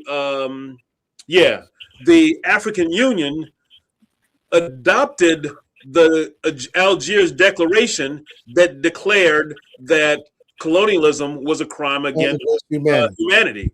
Right? So you had never had before that the full heads of state of Africa jointly agreed to sign off on a document like that, right? So we were there. I was there in the end of November, beginning of December, and we had the conference in Algeria, and the conference was talking about colonialism as a crime against humanity. Then the Algerian government ratified the document, and then when it went to the African Union, some people thought it wasn't going to pass. And they were thinking that excuse me, Mm-hmm. that the whole thing might have been a waste. The whole thing might have been a waste of time. But I'm glad I was there and part of the construct of it, and that we now have it ratified. And now we just had another meeting in Ghana of the other body that I'm part of, and that's the African Union Committee of Experts on Reparations. Just had another meeting, met in December in Ethiopia, and then they had a meeting in Ghana a week ago. And so now all that's moving forward. We're supposed to have another meeting coming up back in Ethiopia. So this body is also called on by the African Union. So spirituality is a key to all of that stuff. So we've already said that this is an important part of it. So that African spirituality is not separate from these movements, and I think that that's an important part. And I'm glad I was there to push that. Right, that was one of the things that I was pushing while we was there, is that we got to have African spirituality central to this. So the things that we're talking about in the conference were things that I was addressing in Algeria, Togo, and Ethiopia. And now I think sometimes it takes brothers from the diaspora to push some of these things in different ways. Pan-African has been driven from the diaspora. Yeah. It started, and I said that. I said Henry Sylvester Williams was Haiti to Sylvester Williams, on and on. It's been driven by the diaspora. Yep. And that you said, hey, Haiti or Haiti. The point was that we sometimes forget that really, when you think about 1804 and what happened immediately after, that was so Pan-Africanist that you can't even, we neglect to talk about it, because they minted coins for Africans. They said if your feet land in Haiti, that you was free. And so thousands, maybe people don't know this, but thousands of African Americans went to Haiti and got free. And we never talk about it. That's right. Right. And they went, and then they went down to South America and freed folks down there. Of course, the folks in South America turned on them, but that's a different story for another day. Well, Dr. Khalfani, before you leave, you got Mama Africa there, so there's Sophia here. So before you leave, who you listening to when you moving all around doing this work? All right. Actually, I might need to share a screen for this, because I have a special song for y'all today. Y'all might want to check this out and tell me what you think. It'll just take 2 seconds. Jonathan, we can't hear you. We are actually bleeding over into our next section. Okay, I will be. Send a link for the Okay. Anyway, it's a song that I'm working on getting out there. I don't know if y'all can hear it or not, because sometimes when you're playing stuff and it's not. Is it you rapping? Can you hear that? Freedom in sight. Annihilate Marus, fingers too strong. Prove them all wrong. Marco spoke truth, so Jonah stayed brave. Spirit of our ancestors, we honor what they gave. Through Moja will transform, through Moja will rise. Unity is the power, see the fire in our eyes. Shango bring me thunder, Osha flow. Pop bring me justice, let the whole world know. African people unite. African people unite.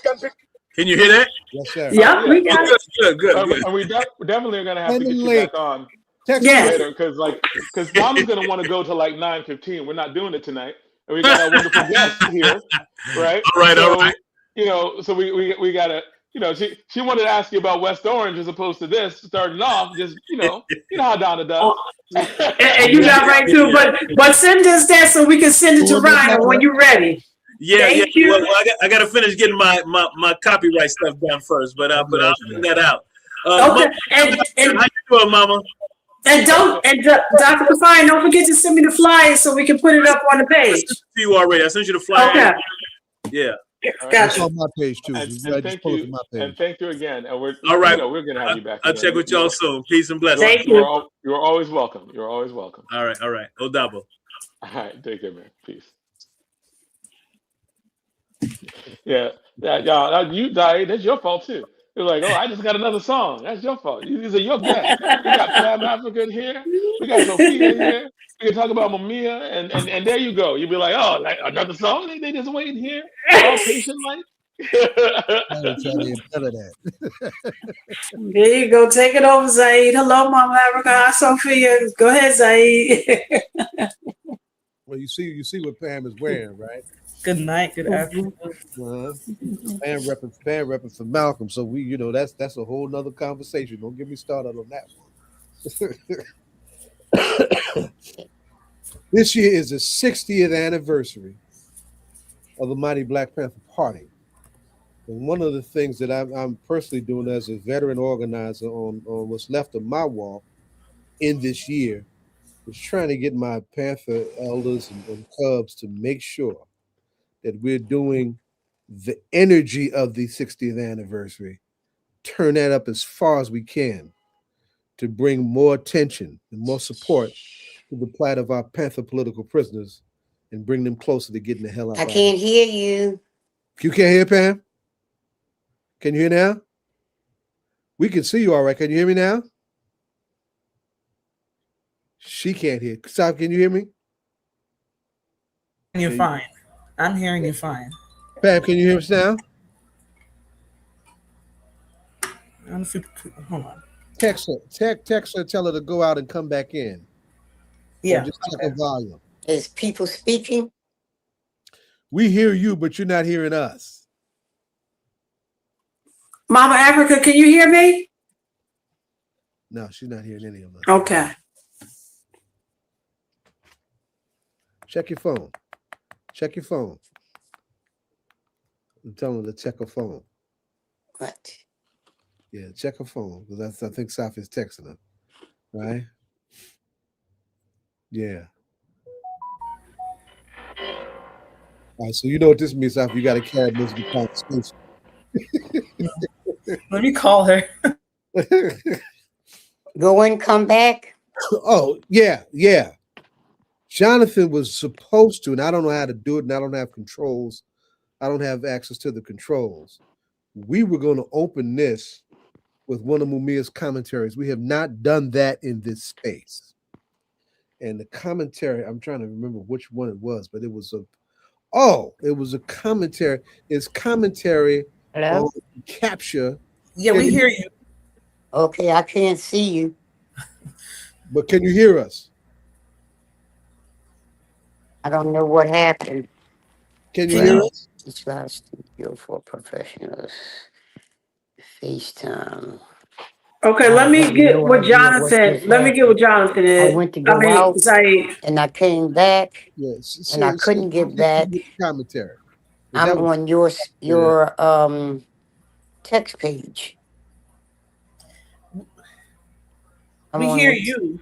Go out and come back in. But okay, you don't have to see me. Let's talk.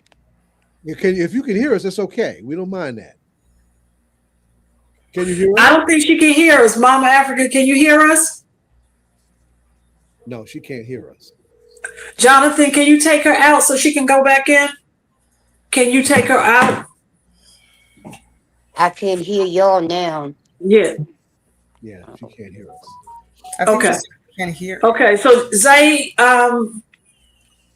you and Sophia can continue, and she'll be coming back in. Go ahead, Zaid. Yeah, no, I was going to ask Jonathan if he had that link that I sent him to the commentary. Maybe. I texted to you. Yep, and I am getting ready to get it here if I can find it. I just sent it to myself. But continue the conversation. What were you talking about with Mumia? Yeah, we were just getting to it, and we were dealing with the. I know, but start the conversation. You were. I was trying to introduce the segment to lift up its context of being in the context of the 60th anniversary of the Black Panther Party, and of the need from those of us who will be involved in all of that uplift to make sure that we're maximizing that time to build support for our Panther political prisoners who are still in prison, and then particularly Mumia Abu Jamal, Kamal Siddiqui, and Kenny Zulu Whitmore. And we've done some great things recently for Kamal and for Mumia, but their plight is still their plight, and there's a lot more work to do. Then we also have the the need to be to deal with the counter-revolutionary activity of the 250th anniversary of the Declaration of Independence. Mumia was convicted and sentenced to death. Oh, you got it. Go ahead. Let's let this run. This should have been the opening. It would have been much smoother. We could have had a smoother transition. When you first hear about this so-called narco-terrorism arrest in Venezuela, I urge you to think back, if you can, and you probably can research it online. Think of a name, Gary Webb of the Mercury News. This was a journalist in a small, tiny coastal newspaper who broke the story about the CIA running drugs in the Black community and other communities in California and across the nation, right? They were importing drugs and using the money to support the Contras, right? In South America, a war against Nicaragua by their neighbors. Think about the lives that were destroyed by those drugs so that the CIA could launch a drug war against Americans in America. Then ask yourself, who are the narco-terrorists and what happened to them? Were they marched into prison? Not yet, and it will never happen. When you hear the government tell you something and you think it's not so, check it out, and 9 times out of 10, you'll find it's not so. Narco-terrorism is just a political pretext to sell the war to frightened, anxious people.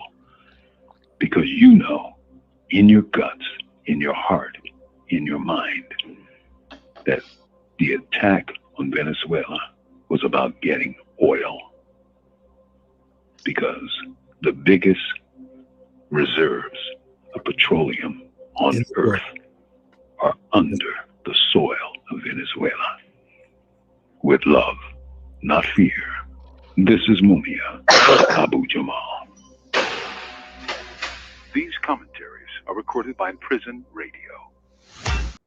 Right on, right on. That's, you know, we used to, in the glory days of a show that used to be called Where We Live by my late comrade Sally O'Brien.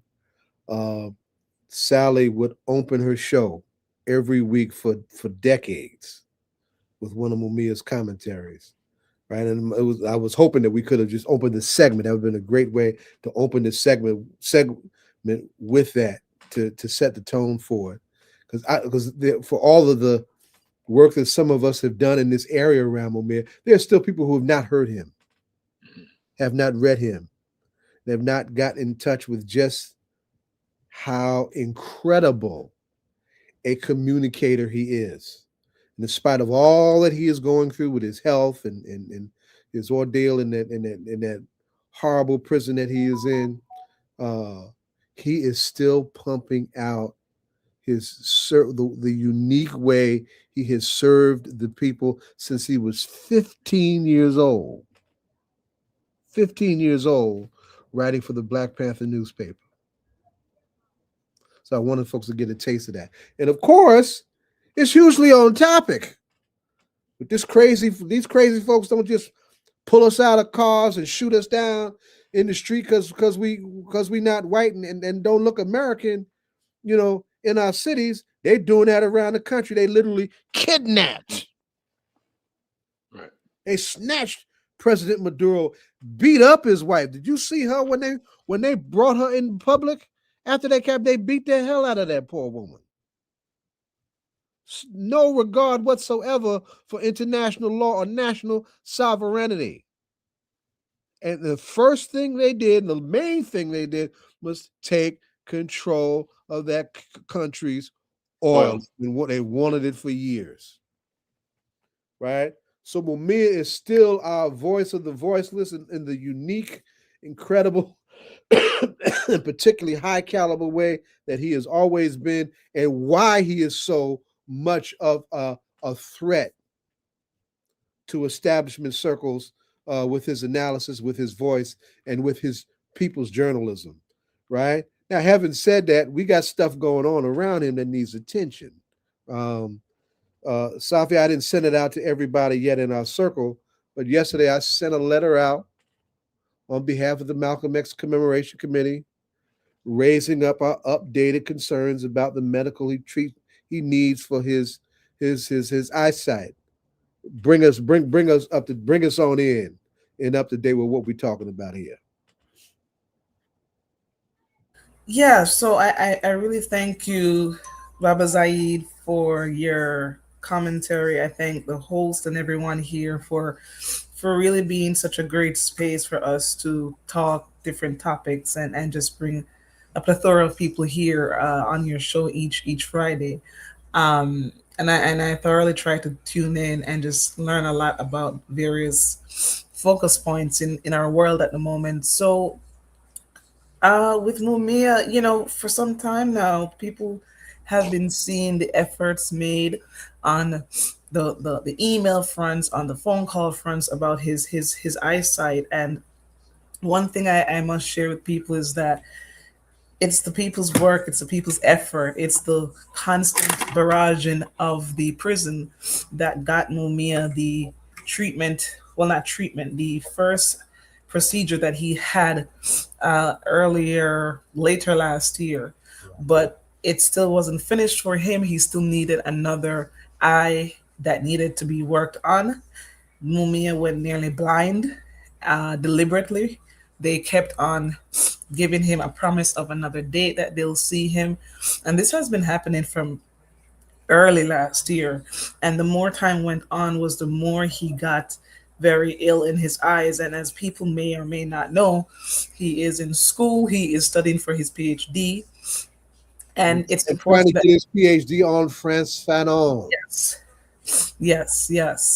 And I mean, how can you read and study and write if you don't have your eyesight? So we know that they're not making games. They're not doing this unconsciously. They're doing it purposely. They want Mumia to sit there and be silenced.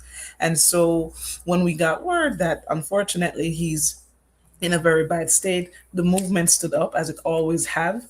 We started to make calls. We started to write emails. Many of us, couple weekends after another, took time to go to the prison and to be there in person outside on the street demanding that he is seen. And right after a couple of those in-person visits and holding signs and having to interact with prison officials, Mumia did get one of his eyes treated. And so we found out actually during the march, I think during the middle part of the march, which was from November 28th until December 9th. So maybe towards the middle. What march you talking about? Y'all had a march? We had a march. I wonder who was the person leading the march, every single day. But yeah, we'll get to the march in a second. But sometime during the march, we heard that there was another procedure on the other eye. But the thing is, Mumia needs more than just procedures on his eyes. He needs treatments. He needs special eye specialists who can treat him specifically for the conditions that he has. I'm negating on the proper pronunciation of the term, but we can get all that information out to your audience. So what we're seeking now is the right appropriate specialist to he needs a retinopolist. That word, yes. Right? Yes, so that's the condition. And he needs he needs a glaucoma specialist because those are the two conditions he said. A retinal specialist and glaucoma specialist. So we need people that we can trust that can really not just do their jobs, but advocate for Mumia. And so that's the process we're in. We have Dr. Ricardo Alvarez, who is Mumia's chosen medical professional, who I found out today is his last day on the job as a professional. He's with us today. He's literally doing his clinic right now. Yes, he's the last day on the job. He's officially retired after this. So now we'll have him more to be a part of this work and ongoing work for Mumia. So Dr. Ricardo Alvarez is on the job, as well as Noel Hanrahan and many others who are behind the scenes, such as Mama Pam Africa, who is ensuring that this does not continue this way. So we have an action alert that's out right now, and we are asking people to call the superintendent of the prisons, the DOC prisons. We're asking the folks to call the prison itself, and we're asking people to just put the pressure on, because this is what they do every time. And every time we put the pressure on, they have to move. So they know that we're watching, and they know that we're very serious. So that's where we're at right now with Mumia. But as always, it doesn't break Mumia's spirit. He continues to do what he can in the capacity that he has. And this is exactly why he's such a powerful force. Is if you can put the link in the chat for the action alert, Sophia, that would help. Too, you're more than welcome to do that. I want to lift up some things also that are going to be coming our way. That some of us are going to be responding to the Mumia's latest book, Beneath the Mountain, a reader from America's prisons. We're going to host something up this way for Mumia very soon. I had to slow down a little bit because of my own personal situation. Going through some stuff, but that's beginning to restabilize a little bit. But that will be one of the things that we'll be doing to mark the anniversary of the party, the 60th anniversary of the party. I was also trying to get some young folks that I'm very proud of who are doing work on the national front on that. There's a young brother who's head of the new Black Panther Museum in Oakland. His name is Xavier Buck. And I mentioned Leela Wills earlier in the show, who created a trail of historical landmarks that carries the history of the Illinois chapter of the Black Panther Party. The Illinois chapter was the largest chapter. We just lost a brother who was in the Philly chapter, Brother Khalid Rahim, and the Philly chapter, Quiet as Kept, had 5 different locations throughout the city. And the Philly chapter came under very heavy scrutiny when there was the call for the 1970 Revolutionary Constitutional Convention. Right, the Philly chapter went through Frank Risso and his police put the Philly chapter through hell. So there's so many places, so many potential touch points that we can lift up the party's history and use that time, use those spaces to amplify the call to get our Panther Freedom Fighters free. We met an incredible sister that I don't think you were with us at the time when we did that. You joined us at different intervals when we did the long march, and that was a 103-mile march from Philadelphia all the way up to Mumia's prison in Mahanoy, Pennsylvania. But in the middle of that, in Reading, Pennsylvania, an elder clergy person came out and sister there, "What y'all doing?"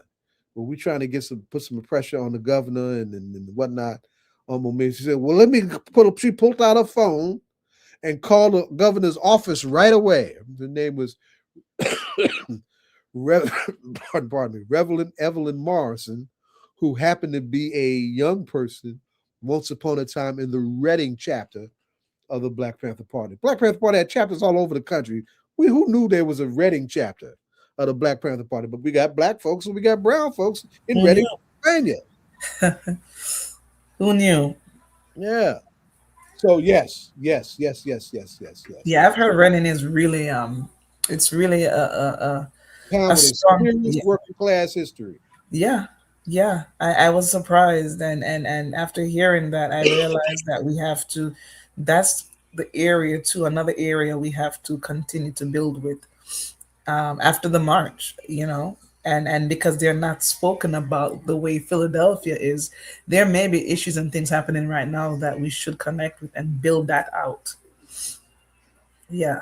Our political prisoners, and I'm talking really now, especially. Was that Mumia's voice when you played the clip? That was Mumia. So you never heard Mumia before? No, I haven't. That's my point. You don't get that voice, though, are you? No, I'm not. Very, yes, a very, very distinguished radio voice. Oh my God. Right? Mhm. And he'd been talking like that since he was a teenager. Can you imagine? Yeah. Mhm. I know when I heard him on Death, my first time hearing him was in the classroom when I took Dr. I thought Fernandez. you wanted Johanna Fernandez's student, ain't you? That's how I came to be. I have to say it. I was a lost Crazy soul and I teacher. became found. Crazy teacher. Yeah. So it started with her, and I'm ever so grateful in being into that class, because I realized how lost I was and became found. The things that I thought I understood, or I just understood because I heard it and just took up whatever your family was saying or whatever the media was saying. And for me, I didn't understand many things. But How long that's how you a baby to us, right? How long ago was that for you? that was 2011, the fall semester. I can remember the day that I met Johanna. We had this was a small rally that we did in Harlem on 7th Avenue.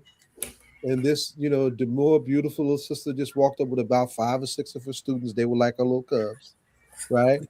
And they participated in the rally. And within a few months, she had out she had out her first film on Mumia. She came in very quiet and very, but when she started working, she started banging work out. Banging incredible work out. Sophia, where in the Caribbean are you from? I'm from Jamaica. Yes. Yeah, I hear my grandfather's from Jamaica. And so my grandfather was a Garveyite. Were the family members, the teachers of Garvey, did y'all do that? No, that's the crazy thing. We never, I never grew up on learning that history like I would have wanted to. But I know that my grandfather, he's of the Maroon heritage. As a matter of fact, my grandmother still is the Maroon location right over the hills. The hillside. Up in the hills, okay. Yeah, I was going to ask because being under listening to Mumia, and if you had known that history or even the Maroon, how does it align, or is there any similarities?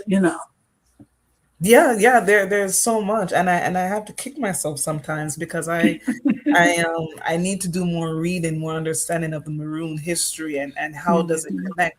But the little that I know, and then knowing what I know about Mumia for so long, there's so many connections, and just thinking back to Garvey and to Malcolm X, and so often I'm caught up in circles comparing Malcolm to Martin, and it's just a lot. Because who is it? Malcolm's mom was Caribbean, right?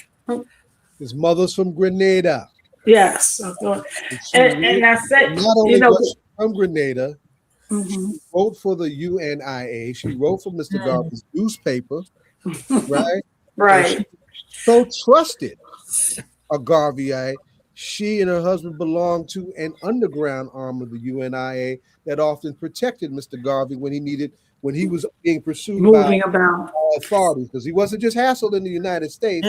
Why does this kept? He was hassled in Canada. He had a very serious following in Canada. Malcolm's mother and father met and married in Montreal. Yeah, and I asked because from the history, and as people of color were so disconnected and not connected, especially because I was just listening to a lecture the other day, and there was a group of Jamaicans who left to go to Europe to help build that up, and I forgot what they're called. But they're known for going over. First generation after World War II, What did you say, Jay? The Windrush generation after. That's what I'm talking about, the Windrush generation. Yeah. But what was interesting, because my grandfather, when he left Jamaica, he went to Cuba and had to stay in Cuba for 3 years, and then he came to Orange, New Jersey. And when I was listening to that lecture and I heard about the Windrush generation, it had me go look, and there was a boat that left Jamaica that stopped in Cuba, and we didn't understand. Like my brother has my grandfather's his book when he was studying under Garvey. He has that book with all his notes and everything in it. Wow.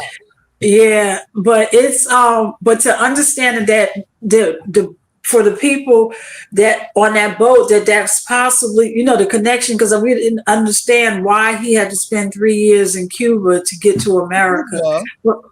As the largest UNIA chapter outside of the United States. Okay. Right.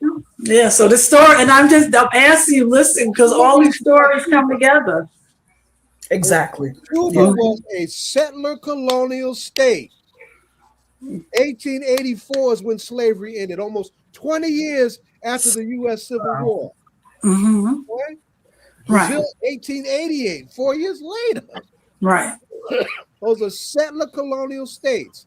The most violent expressions of colonialism and slavery was settler colonialism.